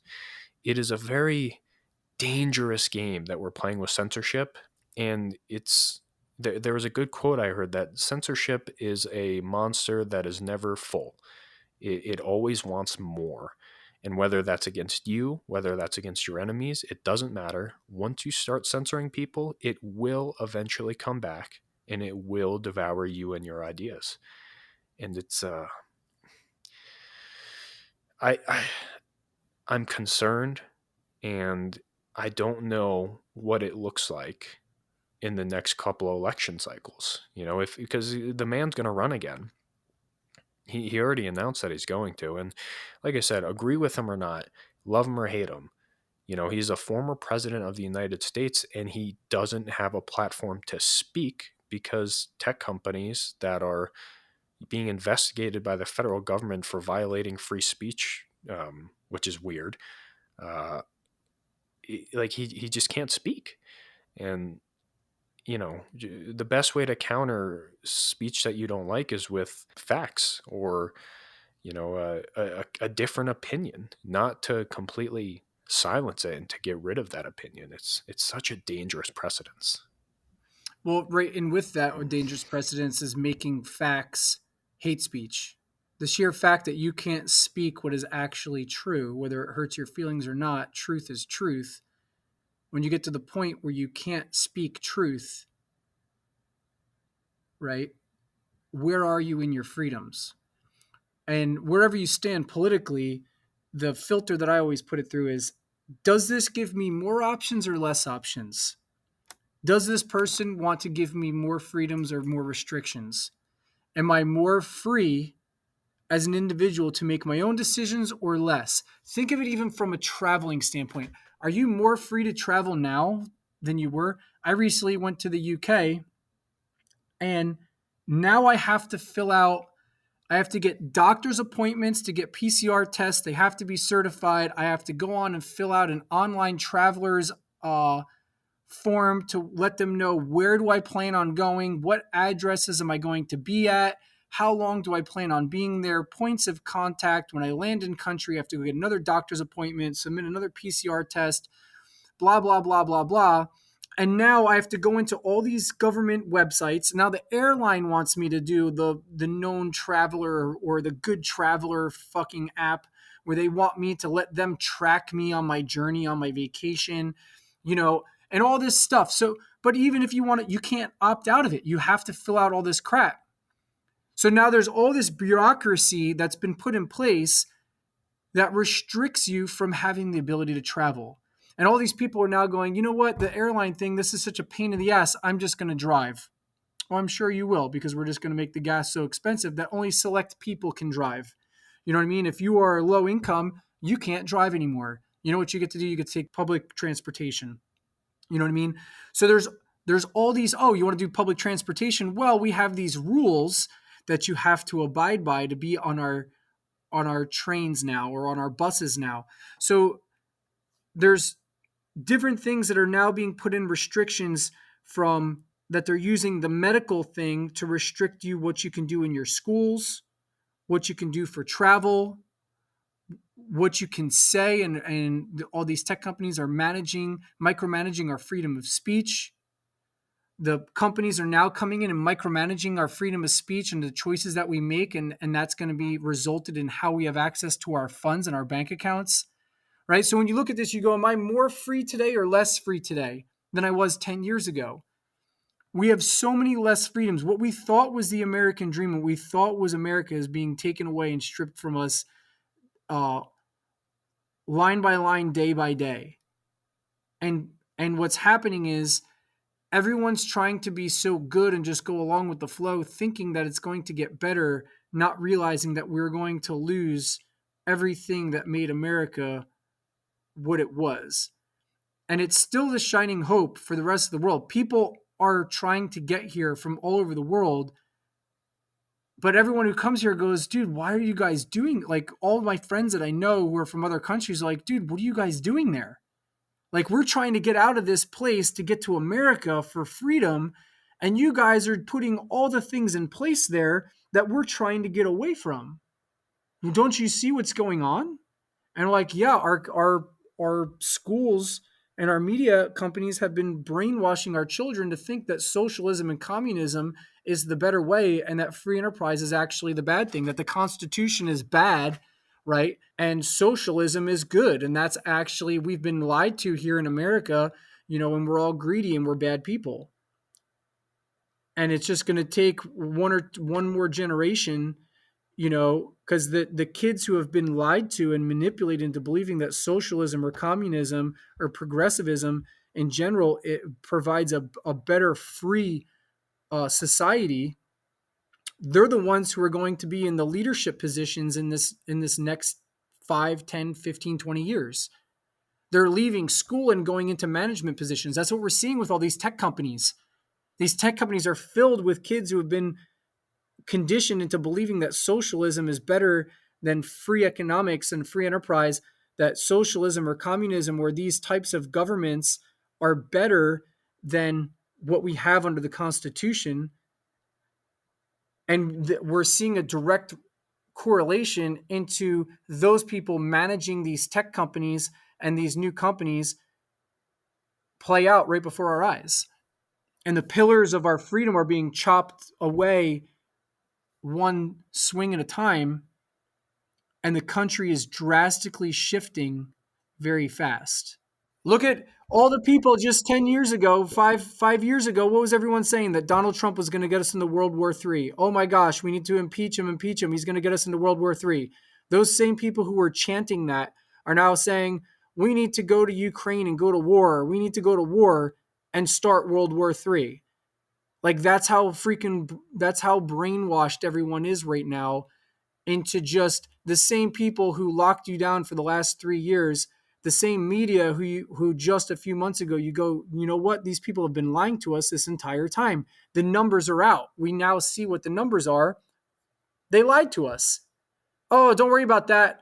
Here's the new thing. And now everyone gets right back on board, changing their little fucking their little photo emoji banner thing. And I feel for the people. Like, I'm not saying that I don't feel for the people of Ukraine, you know what I mean, who are being attacked, who are the civilians who are involved in this. I'm not trying to sound like I have no empathy toward them. I'm just saying the people who are pulling the strings are still manipulating the masses in the same way they did for COVID, the same way they did for the Black Lives Matter movement, the same way they did for, the Trump's going to get us all killed, and pick your new, hysteria thing of the day. They're still managing to get these people in this mass hypnosis or mass psychosis, reaction. And people aren't seeing what's actually happening. Like, they're ignoring the fact that you are less free, you have less money, your money's worth less. The inflation is not going to get better before it gets worse. It's simple math. And we're just walking toward the edge of the cliff. And that's, so again, not to go off on a political tangent, but when I look at Afghanistan, that is what I see as one of those pillars being chopped down. And I see us being sabotaged from within our own country, because the ramifications of leaving $86 billion worth of equipment one, financially to the American taxpayer, who now is still on the hook to pay for the $86 billion. But two, we're now looking at going to a war, and $86 billion of our best equipment is sitting in the hands of the enemy. So what do we have to do? We have to pay another $86 billion to go come up with more equipment to fight this war that we're being, finagled into. It's a very dangerous slope, and we're being manipulated, in my opinion. A couple things with that, and then I got another question for you. Mm-hmm. The interesting thing about the last couple of years is the increase of families that are deciding to homeschool now. And I think that reflects the level of distrust in public services like the public education system. And we're seeing more and more families. I don't remember the exact percentage, but I was looking at it, and it was something crazy. There's more families that are choosing to homeschool now than ever before in our history, since I think it was the 70s when the Department of Education was created, I believe. And we're seeing more families shift towards that idea of, I'm not sending my kid to public school. That's where they're going to get told all this, horrible, nasty shit, or shit that I don't agree with that is subjective. But I am curious, getting back to the military thing a little bit, what are your thoughts on the increased amount of investigations into military members and their political affiliations, if you have any? So these are two things. They kind of go side by side. The thing with the families and the schooling, there's more people homeschooling because less people trust public education, because public education, more people are realizing that they're trying to indoctrinate your children, and the same kids who are believing that socialism is a better form of government than our Constitution, which gives you individual freedoms, right? We joined the military to protect and fight for the Constitution. And the Constitution is founded on that you have inalienable rights granted to you by your creator, God, right? Not by man. And that the Bill of Rights, the people have the power, the government is to represent them. What has happened now is they're telling you that you don't have individual rights. You have to put the country, you have to put the masses ahead of yourself. And that's where we get into this groupthink, which is in direct conflict with the whole idea of the Constitution of individual freedoms and individual liberties. So the school system is teaching you the opposite of what the Constitution stands for. And there's a lot of people waking up and going, wow, I don't agree with this. These schools are not teaching the values, that the family values, the country's values that they should be. The other thing with the school system of the public education, by the big lie that came with public education, is one of the things in the founding principles of America was that the people leaving Europe who were under the king's rule, and the king had lords who would have dominion over certain areas, but you had to pay tax to the king. You never truly owned your land. The only person who owned the land was the king. And the people who owned territories were the lords, who still had to answer to the king with taxes. So one of the founding principles in starting America was you had the right to own your own property. And the government didn't have the authority to take that property from you. It was yours. With the introduction of the school system, we lost that right. We think we have it, but we don't. Because now, with the implementation of property taxes being attached to the school system, right? With public education, you now have to pay property tax. But it's not that you don't own your property. It's not that we're trying to take your property. This is only to pay for your school. Here's the deal, though. You don't pay your property taxes, even if your house is paid off and you own it, we're going to come and take your home from you. So now from the rest of your life, right, you have to pay property taxes or you lose your house. So you never truly own your property. You're still paying rent to the government, which puts you back in the position of being the landlord, right, to the king.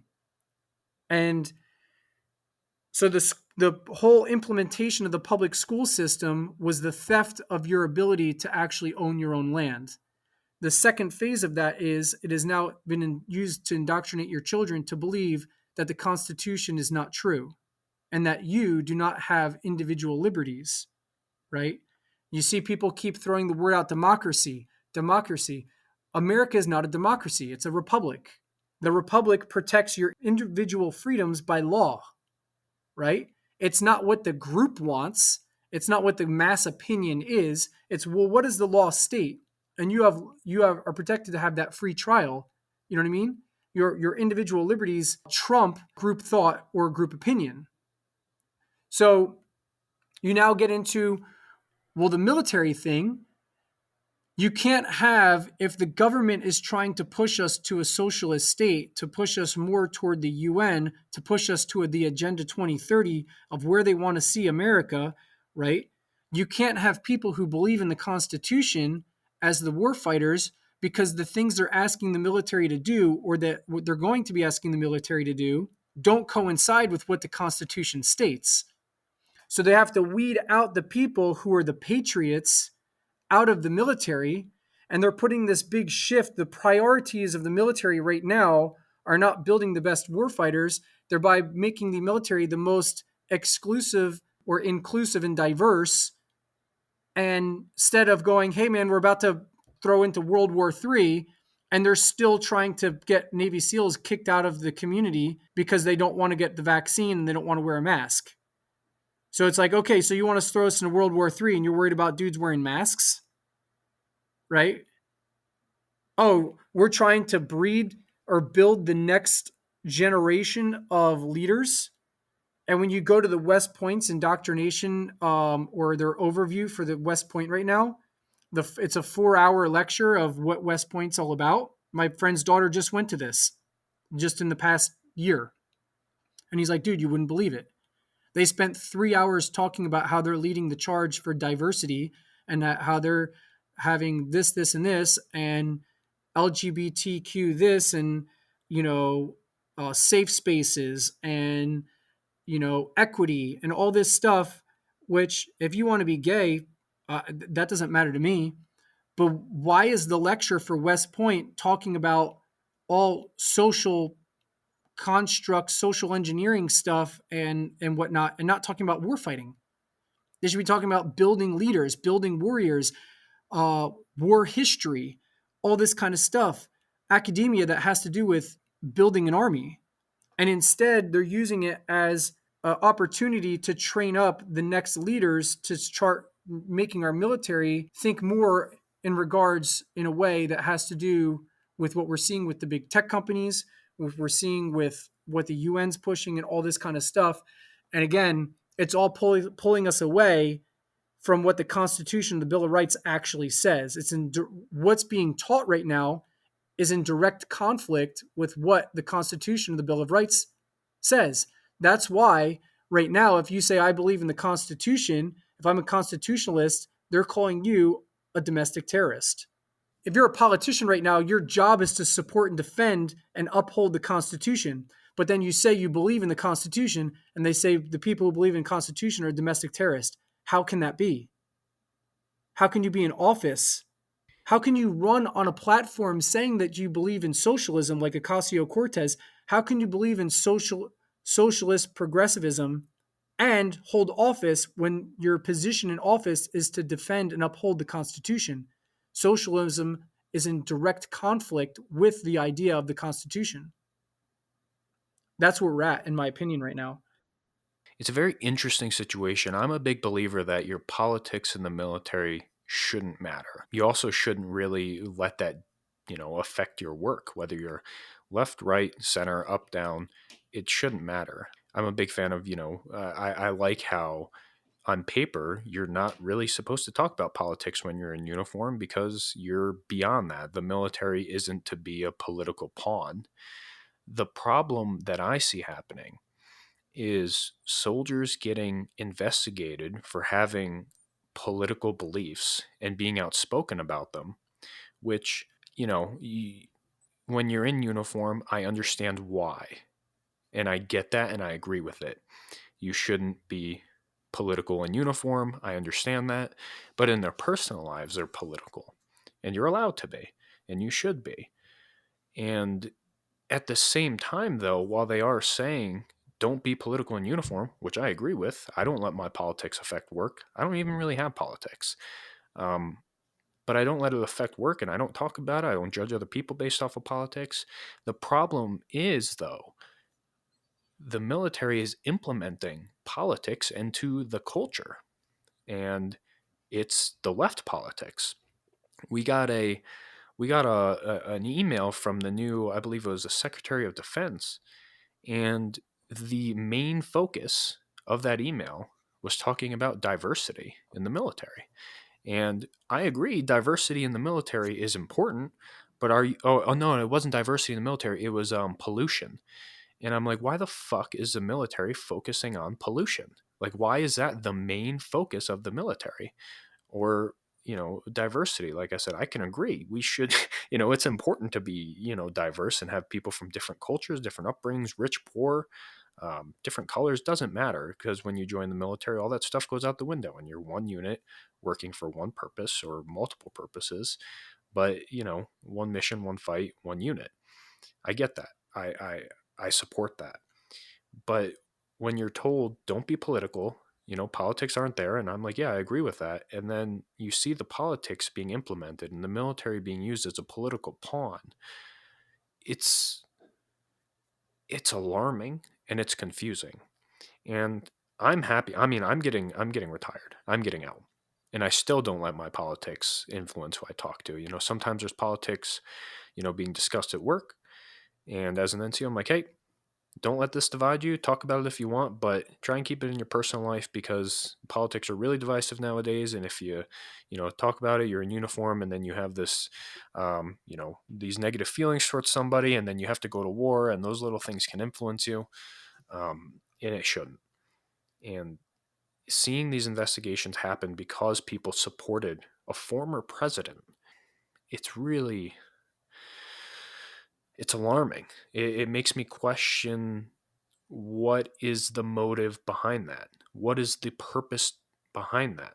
And I don't necessarily know the right answer. You brought up an interesting point where, you're not here to create the warfighter anymore. You're here to, kind of continue that brainwashing. And I don't know. It's concerning. And I'm happy I'm getting out. I'll say that. I'm happy I'm getting out, and I wish everybody that's in there, the best of luck. And I really hope that people, stay okay during all of this, because it's stressful. I imagine if you're being investigated over your politics and you're in the military, that's your job, that's your career, you think you're doing the right thing. I can't imagine. And it's happening, and it's happening all around us, and it's happening in society too. To transition back to you, though, and kind of get out of that political rabbit hole. When you were almost forced out of the military because of your medical condition, and you were doing these high level operations, and you embodied that warfighter, that's a culture you wanted even before you joined. Was it difficult for you just getting out and transitioning? Yeah, it was difficult. I was angry. It's kind of lost. And I think what a lot of guys do is we build up our identity. And I know this sounds super cliche if you follow my company, because I'm literally still shooting every day, and I have a ranch, and we're running with working dogs, and I'm doing all this like military-esque stuff. So it's like, Rich, shut the fuck up. You're still holding on to that. That's what's come, but I had to let go of all that, and it wind up working itself back to me, because again, that's just who I am in my nature. You know what I mean? But the the the transition out, like, a lot of guys identify with the military, and that's why they still wear uniform items, they still wear their camo stuff or whatever. And one of the things that was hard was I told you about the work tempo and how we were gone for like 300 plus days out of the year, even when we weren't on deployment. And, you're there, you're with your guys all the time. You're completely submerged into this lifestyle and into the team. Everything about your life revolves around the team. And then all of a sudden, one day you're not in anymore. And it's a fast moving train and it just keeps going like you never even existed, like you were never even there. And that's a hard pill to swallow. And all of a sudden it's super quiet.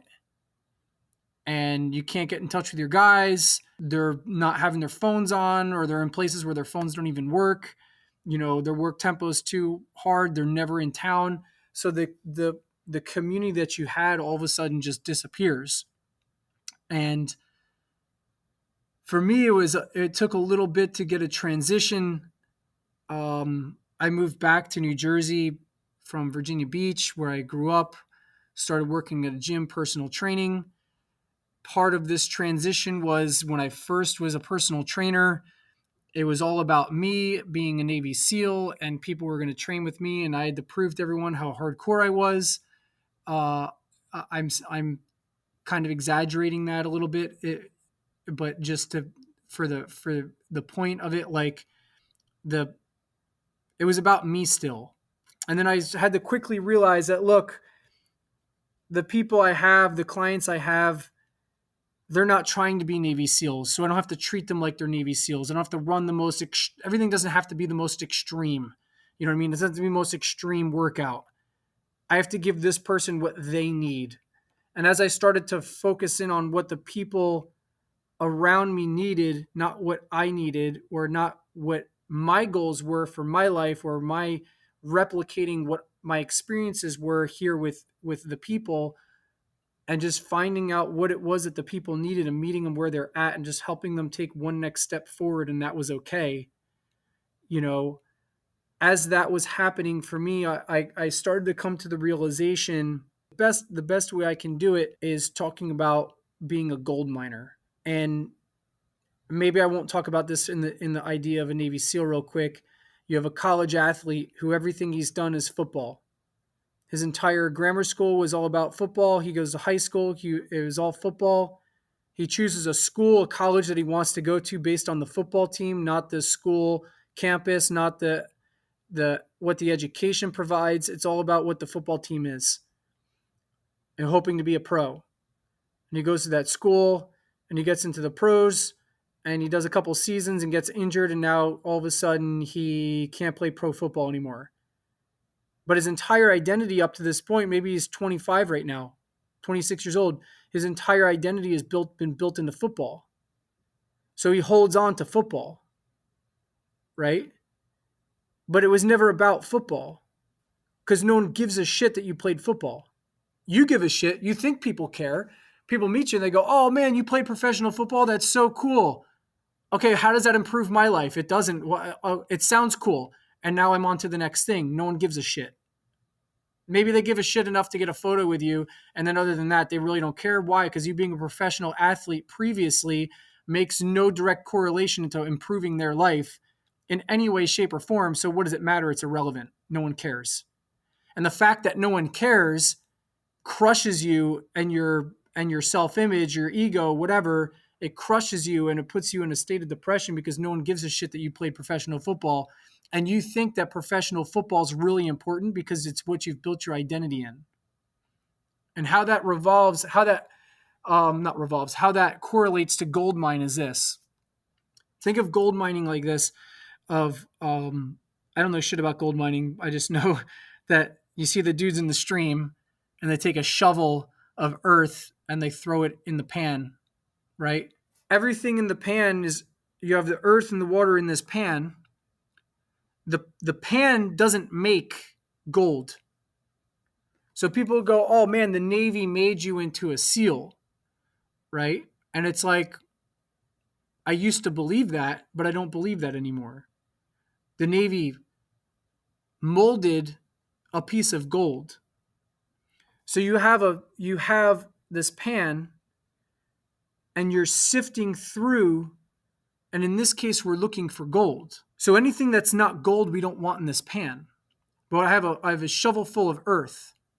And as I sift through this shovel full of earth, I'm separating the other metals and other stones that we don't want. We're sifting through and getting rid of silt. We're getting rid of sand and mud. We're even getting rid of some of the sloshy water as it goes. And at the end, the only thing we have left in the pan is some raw chunks of gold. But it doesn't look like your necklace. It doesn't look like a ring. It doesn't look like earrings. It's just this stone that resembles what could be gold because it's not polished out yet. You know what I mean? It's in a funky shape. So here, all the pan did was identify. So something like going through Bud's training, all that did, that was the pan that was sifting through and getting rid of the things that weren't gold, all the mud and all the dirt and all that stuff, right? But the things that were left were the gold that the community, the teams were looking for. And now they take this rough piece of metal and they start to mold it. And they start polishing it. And before you know it, you have a piece of jewelry, right? And the jewelry has value. The gold in itself, raw material, still has value, whether it's in a bar, whether it's raw material, whether it's in a ring. It doesn't matter. You're just putting it into context of how you want to use this piece of gold, right? But the gold itself, the metal, the precious metal has value, right? So what I'm trying to say with that is, in the context of a Navy SEAL, I was a piece of gold, right? If we were trying to build mud bricks, the gold doesn't do you any good because we're trying to build mud bricks. We're looking for mud because the job, the task, the thing is different. You know what I mean? So it's not that mud is bad. Mud is bad for that specific task. So in this case, what I have to realize is the Navy molded me. It didn't make me. The military molded you. It didn't make you. The football team molded you. It didn't make you. The thing that made me a good SEAL, or made me make it through SEAL training, was I had a really good attitude. And you couldn't crush my willpower or my spirit because my positive mental attitude was too good, right? I was good at communicating with my guys. I was a team player. I was accountable and I was reliable. I showed up where I needed to be on time. I didn't give up on things. I just keep going. I had no quit spirit. Like, there's attributes and there's characteristics of my personality. There's certain things that I brought to the table that, whether I was a SEAL or not, they were still there. I could have taken that same work ethic and put it to something else. I could have put it to being an architect. And I'm sure I would have been a pretty damn good architect. I could take those same things and come over here and be a personal trainer. And if I take those key components and bring it to personal training, I'll be a good personal trainer. You know what I mean? I just need to be molded into how to do personal training, the specific technical skill. But the raw material, right, that raw gold is still there. And those are your personal attributes. That's your characteristics. So we get so held up on what the gold was molded into that we forget that the gold, the raw metal, is what actually holds the value. The individual holds the value. You can be successful in anything you want to do. You can be successful in the relationships that you have, right? When you stop getting locked into and holding on to what the image was of what you once did, and hit that reset button and go, you know what? If I could have achieved in that environment, that was one chapter of my life. That chapter's come and gone, and it was a good chapter, and now I'm getting ready to write my new chapter. But to have a good chapter and not a shit chapter, I have to have my personal things in order, right? And I have to grow personally as an individual. And when I bring these strong characteristics to the table, now what I need to do is just mold them for a specific task or a specific job. And when I started thinking in that regard, everything changed. And whether it's been businesses or charities or whatever we were doing, you know, I've been able to find ways to make them win and work and to build strong relationships and build strong community and all that stuff. And a lot of the ego went away. And then what happened naturally, just by default, is I wind up coming back. I left the tactical world and went this one direction. And then by default, it brought me back to where I am now, but I'm not holding on to the uh, SEAL identity so much as I was, and I've been able to come to terms with the fact that I am not an active SEAL anymore, right? And that, yeah, I only did 6 years, and there's guys who have done much bigger and more amazing things than I ever did. And if they were to write a book about the Navy SEALs, there's no point in even mentioning me in it because I didn't do the things that some of these guys have done. And at this point now, I'm okay with it. You know what I mean? Because I understand who I am as an individual and what I bring to the table as an individual. And as far as what the job is, the technical skill, that's the easy thing. You can teach me how to do whatever. But the difference between teaching um, someone with good traits, good characteristics who have been working on those, that's the dude who comes and he's working as a janitor and he's the best fucking janitor you've ever seen in your life. He's passionate about doing his job well. He doesn't slack on his job and not show up to work. The dude who doesn't show up to work or does a shit job, that's not because he's bad at being a janitor. That's because he's got shitty qualities that he hasn't developed. And by default, you see that in his how he executes his technical skill or his job, right? It's not because he's not good at being a janitor. It's because his life skills have not been developed, if that makes sense. Wow, that was a really long rant. No, that was great. I'll step off my soapbox for a minute. No, that was awesome. That's I love having these conversations with those veterans that have gone through similar things, or even business owners. We were talking with the CEO of Core Performance, Justin, about transitioning, from the military and having, a marketable, being a marketable person, so you can actually get a job. Because what happens so often, I'm sure as a SEAL you have all of these intangibles already, and then you have all of these connections that you made. You have these abilities where you can apply and accomplish things like you're doing right now. You're doing so many different things like you've mentioned. The problem that I see happening down at kind of my level is soldiers that do, they're an E4, they did 4 years in the infantry or so. They didn't get any additional schools. They didn't get any additional skills. They just kind of came in, did their time, and left. And it was their personality, and it was who they were since they were 17, 18 years old. Now they're 22 and 23. They have no life experience other than, maybe a couple JRTC rotations, a little bit of, live fires, and they don't know how to market themselves. And I was having a lot of soldiers leave and come back because they didn't have anything else and they didn't want to be there. They had to come back. And it made me feel like a failure as a leader for a bit until I started to reflect on myself. And I was like, holy fuck, I have no marketable skills outside of what I've done in the military. I have these intangibles. I grew up playing sports. I had this huge sense of belonging. I had this huge sense of camaraderie. I wanted that. I thrive it. I want to be a part of a team. I want to be, a leader of a team. And I started to look towards what I was passionate about, which was soccer. So I started to coach soccer. I volunteered, and now I've worked myself up to a point where I am a very marketable candidate for a job in professional soccer when I get out of the military. But I'm curious for you, with your unique perspective of having been at such a high level, is it necessary for you to be successful in that job to have it be your personality, like it is you, being a Navy SEAL? Or is it kind of similar to, on our level where it's like, you can kind of be okay and you can kind of do your job and you can, kind of still be there, but have a completely, separate life and, not completely live and embody what it means to be a soldier?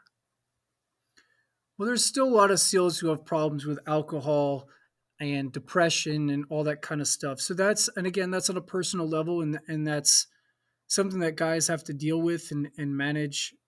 As far as the dudes who were like infantry or whatever, did a couple of years, They get out and they're kind of like, well, I didn't operate at that, you know, high level in that. Because the thing is with the SEAL training, again, like we are talking about the sifting, it's by the end, you have a group of guys who have been so filtered out. A lot of those characteristics that I'm talking about are left, and the group of guys that you're working with have those types of characteristics in their work ethic, their technical skills, all that kind of stuff. But you still have a lot of different personalities, right? Like in there that you're dealing with. But I can say from what I did, two major things that happened to me when I left the military and I went into that funk and I was pissed, I was lost, all that. I got involved with some business mentors, and indirectly I'm working with these business mentors. I didn't realize it, but I started going on like a spiritual path, like a spiritual walk. And it was a little bit here and a little bit there that they were kind of like putting this stuff in front of me, and I didn't want to hear it for a long time. I was like agnostic, and that stuff, all the Christianity stuff seemed like a bunch of weak people to me, because again, I was just a thick-headed idiot and immature in regards to that. In my opinion, I'm not saying that if you're agnostic, you're a thick-headed idiot. I'm just saying that's where I was in my maturity level. But when I got out of the military and I really started to self-reflect on what it was that I needed to do, I literally turned the radio off, I turned the TV off, and I started reading. And to this point, I had read one book in my entire life that wasn't for a book report. I had read one book, Without Remorse by Tom Clancy, because my one friend kept telling me I had to read this. Where I was on deployment, where we were on trips and we were sitting around. Sometimes you have nothing to do. And I read this book. Other than that, I'd never read a book in my entire life that wasn't for school. And now here I am. I turned the radio off. I turned the TV off. I love music. I didn't listen to music in my own car, in my own home for 7 years. For 7 years, all I did was read. And the books that I'm reading were all the books that people would probably make fun of you for reading. So here's a dude who's an ex-Navy SEAL, and I'm reading books like How to Win Friends and Influence People, The Art of Dealing with People, Master Key to Riches, What to Say When You Talk to Yourself, Outwitting the Devil, The 360-Degree Leader. I just started reading all these books on success principles, on business ownership, on leadership, on communication, on personal development. And I got addicted to it. And every single book I read, I'm just sitting here going, how the fuck am I 28 years old? How the fuck am I 30 years old? How am I 33 years old? And this is the first time I'm hearing this knowledge. If you had taught this in the schools to kids, right? You would have such a better ability to communicate with one another if you understand the different types of personalities. If you understand something as the love language book, right? Whether it's your girlfriend or just people you're working with, right? If you understand what makes people tick and what people, what motivates people, whether it's in a relationship, like an intimate relationship or a business or relationship or a friendship, your ability to communicate with people and not have stupid arguments because you guys aren't seeing eye to eye because you're communicating to each other wrong. I'm like, why isn't this being taught in like 4th grade? You know what I mean? The fact that there's kids who are graduating college and universities and they don't understand how compound interest works on their school loans. How are they teaching trigonometry and algebra and space shit about theoretical like math problems, and they're not teaching you how a fucking interest rate on a home loan or a car loan works? You know what I mean? So I dove in for 7 years and dug in deep into all this stuff. And what happened was it started affecting the relationships around me in a positive way. It started affecting how I was handling my business in a positive way. And I started identifying the traits that I had and what I brought to the table as an individual in my own personal self-image outside of what the Navy SEAL Trident offered me. So I started coming to the realization that, you know what, I bring a lot to the table. And I don't need the SEAL teams to bring this to the table. The SEAL teams molded me, but these characteristics is what allowed me to operate at the Navy SEAL level. It was who I am. You know what I mean? And that is still anything that anyone who has competed in sports, or you've been in the military and you've achieved some things and you've had some successes or whatever, like that same equation applies. You know what I mean? But I think we spend so much time investing into things that don't. It was one of those, like, if I'm telling you that you want to go be a SEAL, right, or you want to achieve a goal, one of the things that I'll tell you is, and I tell this to myself as well, and this is what went into me reading and turning everything else off. If I only have a limited amount of time, everything that I do either gets me further or closer to my goal. And if it's neutral, it's not getting you closer, you're losing ground, because time doesn't stop for anyone.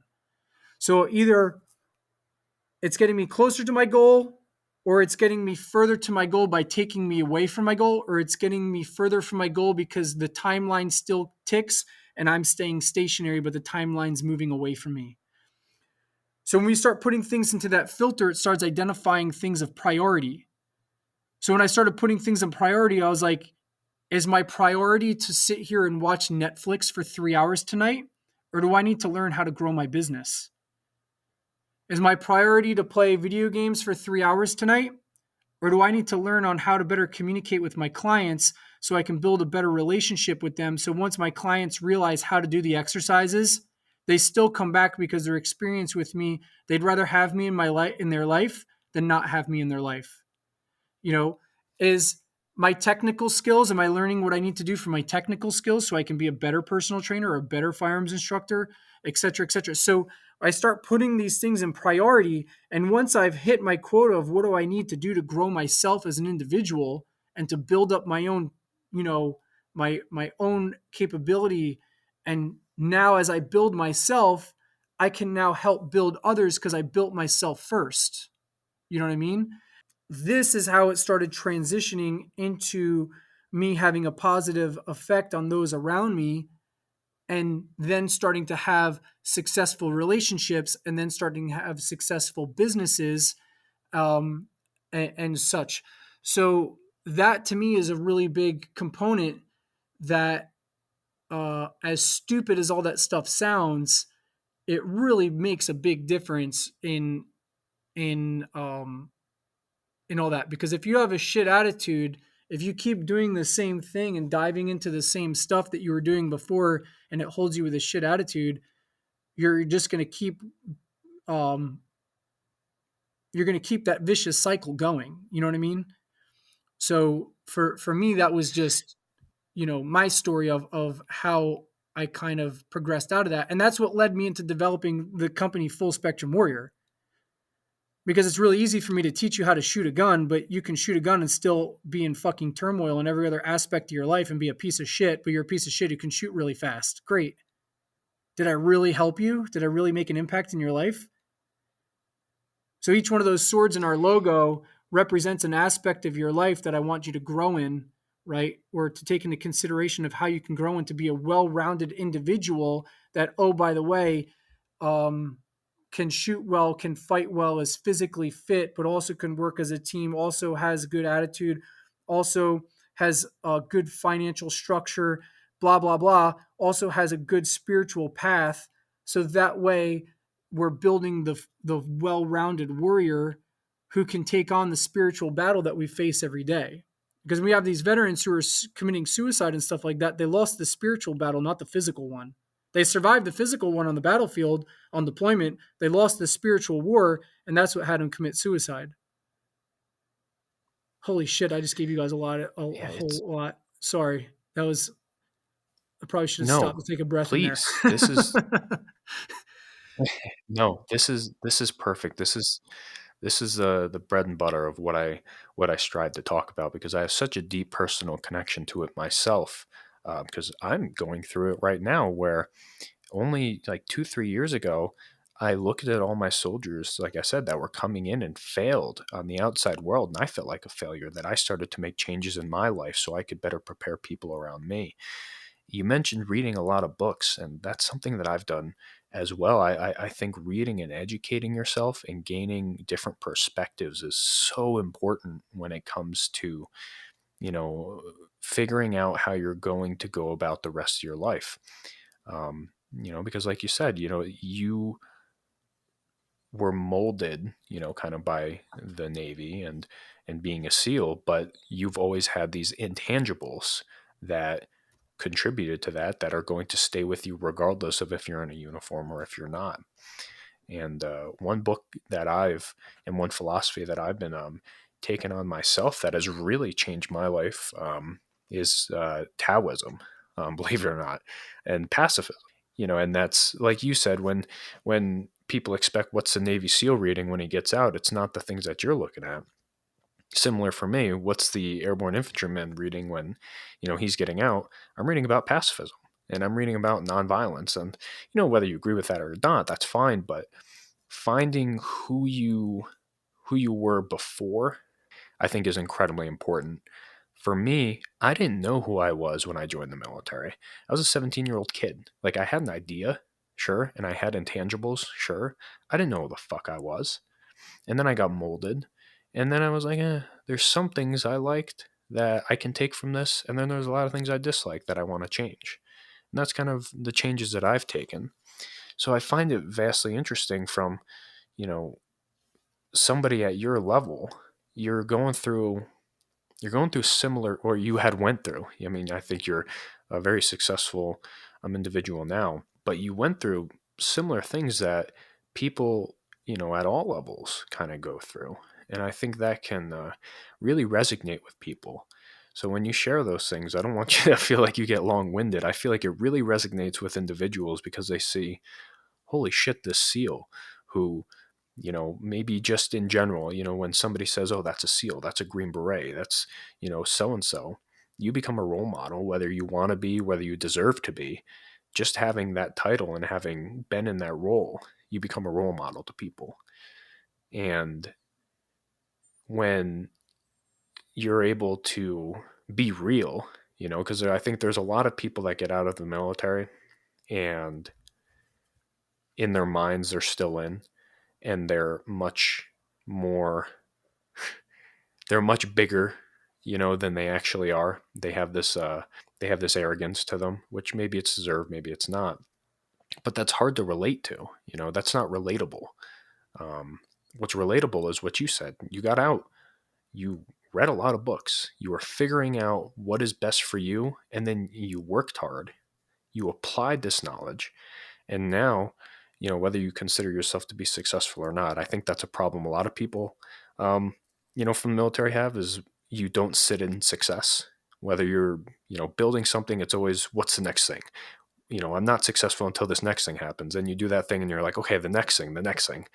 But people can look to you and what you are saying and say, holy shit, like this guy performed all of these, high level, shit in Bosnia, to, building a business, to doing all of these things. And it's relatable because you're not just being like, yeah, came in, just fucking toughed it out. I'm a fucking badass. I did this shit. I built it. And here you go. Here I am now. You can be like me. You're talking about some very real shit, and I don't want you to feel long-winded. It's very insightful, and I think a lot of people are going to relate to it and appreciate it. Very cool. Well, here's an example on that, right? So talking about being relatable, but also knowing who you are, like you're saying, like you're trying to figure out who you are, and I think that's really important for all of us to do. For example, I had been married previously, and I'm no longer married. That's a whole nother story. But when I was newly married, and I had moved from New Jersey to Florida, I had a huge personal training base there in New Jersey. When I moved to Florida, I lost all my clients, obviously, because they're still in New Jersey. And I still had my shooting schools that I was doing like one a month or maybe two a month. So I had this like big step back. And what I'm trying to do is just make ends meet. You know what I mean? And we've all been there. But again, what do you do? Are you the janitor who takes pride in his job, or are you the janitor who just goes, this job sucks, so I'm just going to do just enough to get by? You know what I mean? Like, I literally took on a job on the side to make some money, to where they had this guy who had like those flyers that were for like order up, like a Uber Eats kind of thing. Now it was called something else. This is years ago. This is, you know, 10 10 years ago or something like that, at least. So it wasn't called Uber Eats, but one of those things where like you call in to the restaurant and someone comes and picks up the food and they bring it to your house. So they had these flyers for these. And this guy had said, yeah, man, here's a box of, 300 flyers. I'll give it to you. Go put these on people's doorsteps. And what I'll do is when you're done with the box, come back and I'll give you X amount of dollars for a box. I'll give you, it was like $75 for every 300 flyers I put out. And this guy's expecting me to do it over the course of the week, a couple flyers here and there, etc. So I'm like, all right.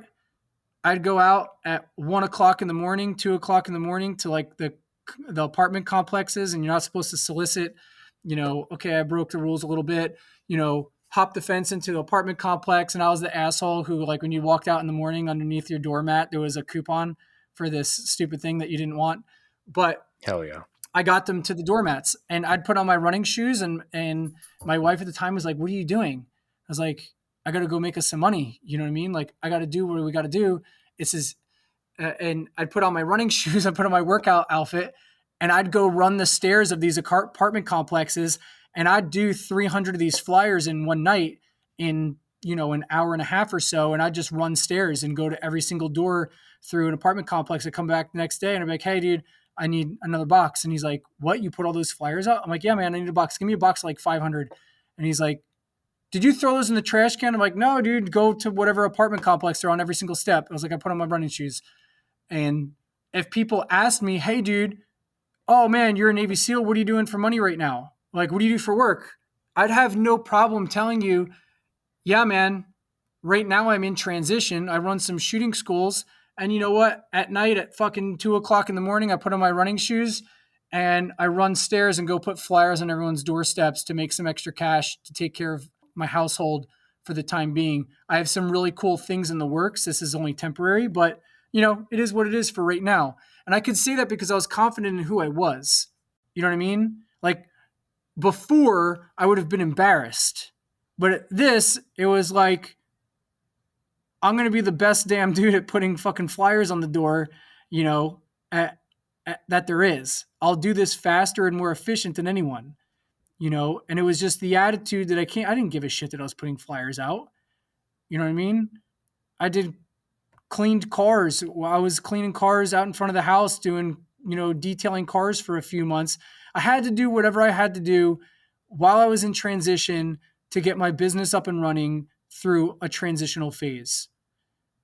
But what I understood was I had certain qualities that I was bringing to the table, and my qualities were who I am. Right? The job is just a job. It's just temporary. It's just what I'm doing to make money so that I can pay for things.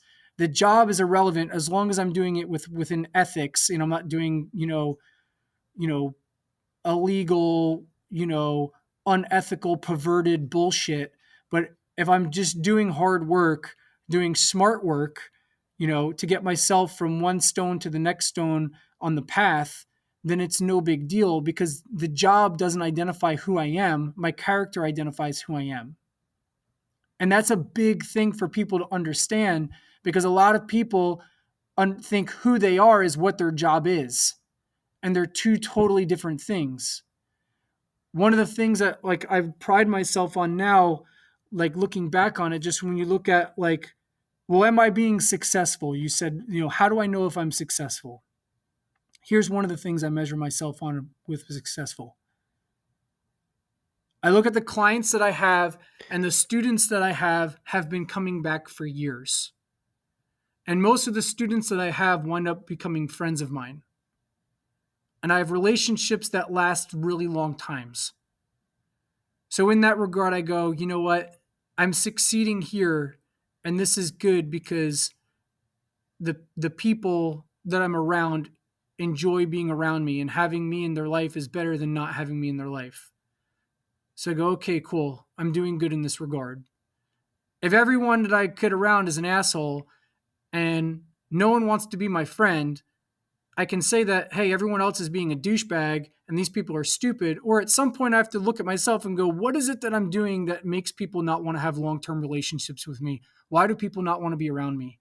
And I can get mad at everyone else, or I can be mature about it and go, all right, Rich, it's time for some self-reflection. It's time to do some internalization. And maybe I need to read some books on building communication skills, because obviously what I'm doing, even if I'm not aware of it, I'm putting people off. When you look at the finances, you go, is my finances getting worse or better? Where am I wasting money on? Am I being smart with money, or am I being stupid with money? Am I buying things that I don't need because of an impulse, right? Or am I being smart with my financials? Is there a strategy to what I'm doing, right? Or am I just throwing mud at the wall? You know what I mean? Like, in my spiritual walk, am I getting better? Am I getting closer to God or further from God? If people met me, would I be a good example of a Christian or a bad example?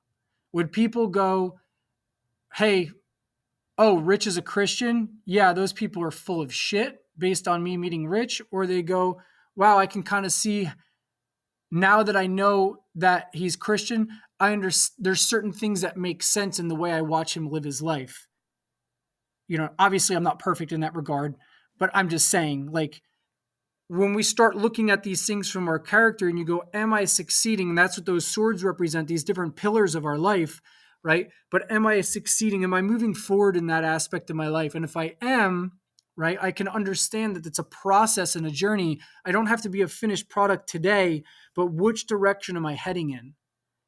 And I can stand with some confidence and reassurance in that I go, I'm not a finished product, but going in the right direction, and I'm making a solid effort, and I'm doing it with a good attitude, and I'm on the path. And then when you get to that point, the job title, the identity of the job starts to become less relevant and not so important, because we realize the job is just a vehicle to make money, to put in your pocket, to handle different things in your life. The job really isn't who you are. Your character is who you are. You know what I mean? And if you're secure with your character, then you can be strong and stand proud, right? Or stand with confidence in your daily life, and with who you are, and that you know that you're a good person regardless of what your fucking job title is. That doesn't matter. Right. And I think one of the problems a lot of soldiers have is they have that job title.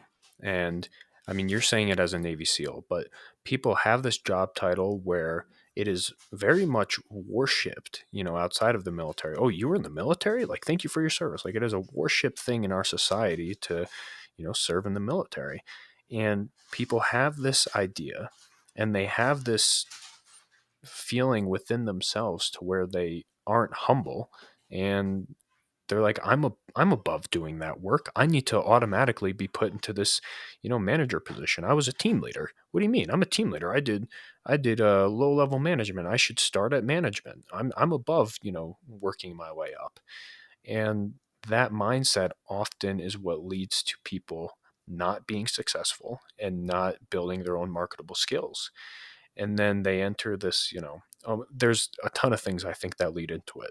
One of them, I think, is struggling with that identity, having wholeheartedly believe in what they were doing, and now all of a sudden not doing that thing anymore is a very difficult thing for people. Um, so when you look at that, I think the first thing a soldier has to do is to be humble and do a real hard self-evaluation. What value do I bring to a company, or what value can I build with my own company? And a lot of people struggle to answer that question honestly, because I was a E7 in the Army and I deployed. I did all of these things. I have a Bronze Star with Valor, which great is awesome. But like you said, for that football player that gets injured, when they're not playing football and they're retired, nobody really gives a shit. And it's the same thing with the military. There's so many veterans that, you say you're supposed to have priority for hire, which personally I don't necessarily agree with that. Just because you served in the military doesn't mean that you're a stellar citizen. There's pieces of shit everywhere, but um, you have this idea and this image that you built up of yourself that you can't be humble, or some people can't be humble, and they can't accept that they need to go somewhere, start new, start at the bottom. And then if they prove themselves, or if they develop some marketable skills, or they build their own thing, then they can be successful. But it's a really tough thing to get people to do. And it's one that I struggle currently as a leader in the military to, get my soldiers on board with. So I think your insight and your perspective is extremely valuable, because people will look at that. And like I said, I mean, you are Rich Graham, but people also look at you as a role model because strictly just because you were a SEAL. They don't have to ever meet you. They're like, he was a SEAL. He's a good person. He's a great person. He's a role model to all types of people. And, I think you very much are. You've built your own company. You've done all of these things, but it's something that I hate to see with, my own soldiers that I've gotten out in the past and then end up going nowhere and coming back in. And it's something that I know is going to continue, that I hope, we can kind of influence and change a little bit just by having talks like this. Yeah, for sure. One of the books that I mentioned before that's kind of great for what you're talking about, it's called The 360 Degree Leader by John Maxwell. And what that book talks about is you can lead from whatever position you're in.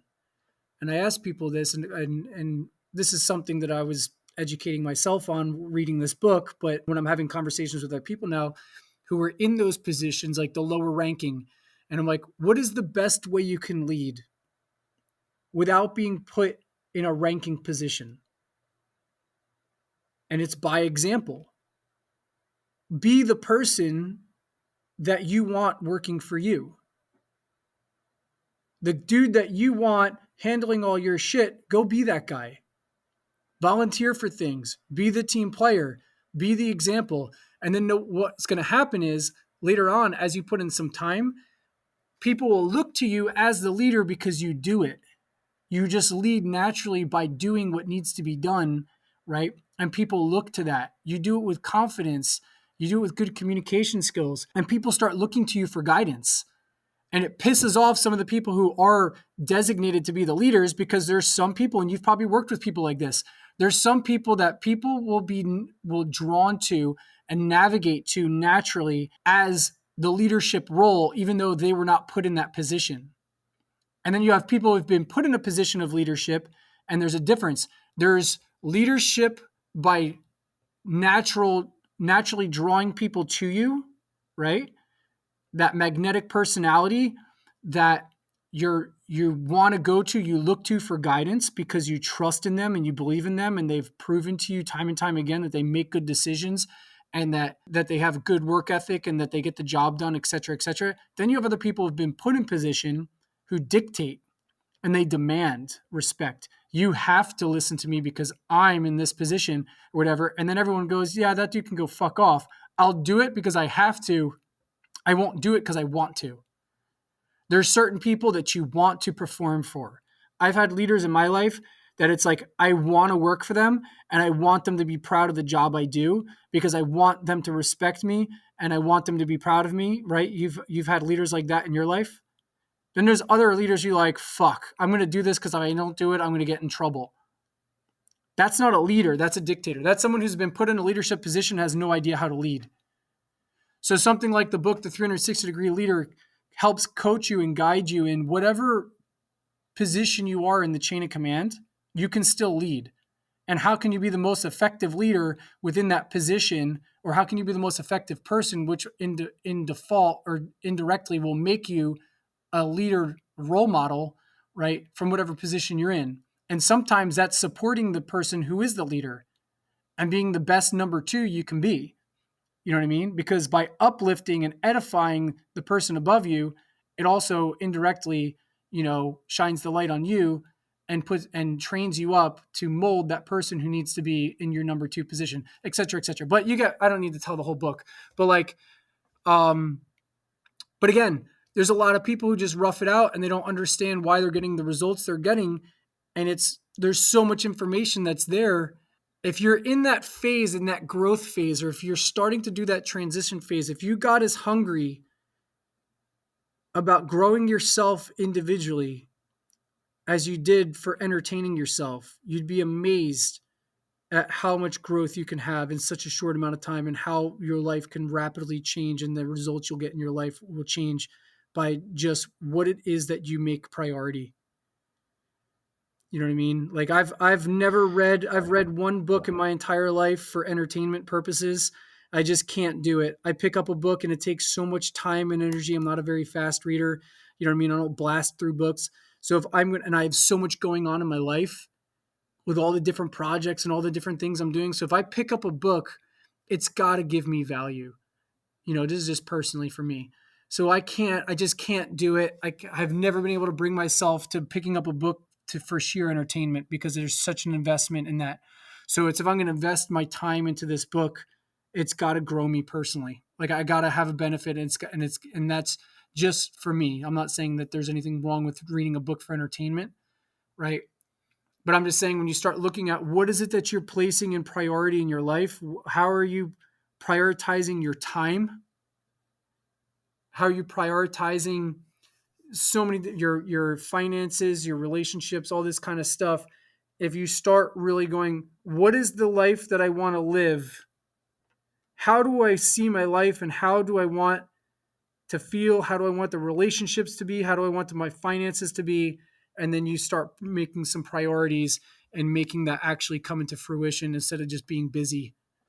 And the results you'll get will be astonishing, honestly. Yeah, and like I said, I think the first step to that is really doing a good self-evaluation and being humble and then trying to apply these things and not just listening to this and being like, yeah, that's a good idea, and then forgetting about it, or reading about it and being like, yeah, this is a good idea, and then forgetting about it. You have to do a good, hard self evaluation, admit the things that you're bad at, and then work from there to make those things into things that you're good at. Um, with that being said, I really appreciate your time here. We went a little bit over, but that's okay. I know you're an incredibly busy man, and you're over on the East Coast right now, and it's fuck. Is it almost midnight for you? Yeah, it's like 11:30, isn't it? Yeah, it's all good. Yeah. Well, I greatly appreciate your time. I appreciate all the conversation. It was very insightful. Having that perspective of a Navy SEAL turned successful businessman is something that I think a lot of people are going to appreciate and a lot of people are getting a lot of value from. So, thank you again for coming on. Please talk about yourself, where people can find you, how they can support you, what you got going on. I know we kind of touched on some stuff briefly, but please, the floor is yours. Awesome. Well, Mitch, again, I appreciate the opportunity to come on and share, and I hope some of the stuff I said was helpful. The company, again, is Full Spectrum Warriors. You can check us out. The website's fullspectrumwarriors.com. On Instagram, it's Full Spectrum Warrior USA is my personal page. The company page is FSW Inc., like Full Spectrum Warrior Inc. On Instagram. We got a YouTube channel, Full Spectrum Warrior. You can check it out there also. But yeah, that's where we're pretty much our main thing is on there. And if you want to check out our charity, the charity's Homefront Canine Project. And again, you can get links to that from our website or from our Instagram page. Awesome. Well, I appreciate you coming on. I'd just like to thank our sponsor for this episode, Dylan Precision. If you're looking to get into any types of, reloading or loading your own munition, be it for competition or just because ammo prices are really stupid expensive right now. I guess so are primers and powder, but it's still a fun thing to get into, and it's a very sustainable hobby that can turn into a very important thing that you can do maybe in the future. So check them out. huge thank you to them for supporting the show. And Rich, thank you again for coming on. I know this whole episode was kind of about advice and and things like that, and kind of our thoughts toward the end there. But we always close it out. What's some advice, some dad advice for everybody? Oh man, dad advice. I'm not a dad, so I don't know if I'm fit to give dad advice, but I could say, kind of just in going with what the theme was as far as, I think the importance of being a man and being a confident man, being an example, is extremely important. And as far as fathers go, what we've seen in a lot of people who are recovering from different, emotional traumas and stuff like that, one of the common themes that you see in a lot of this stuff is there's been lots of trauma from the absence of fathers, or from fathers who have not been good role models. So I would just say to men, be good, strong men, and know that everything you do is going to reflect on the development of your child in a positive or negative way.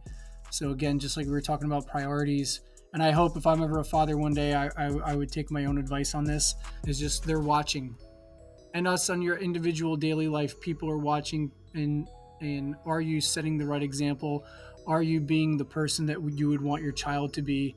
If you're a father with a daughter, are you being the person you would want your daughter to marry, kind of thing?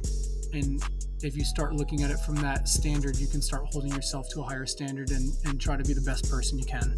I like that. Don't be a pussy. Be a fucking man. Hell yeah. Yeah. Well, I appreciate you. Thank you everybody for listening. See you later.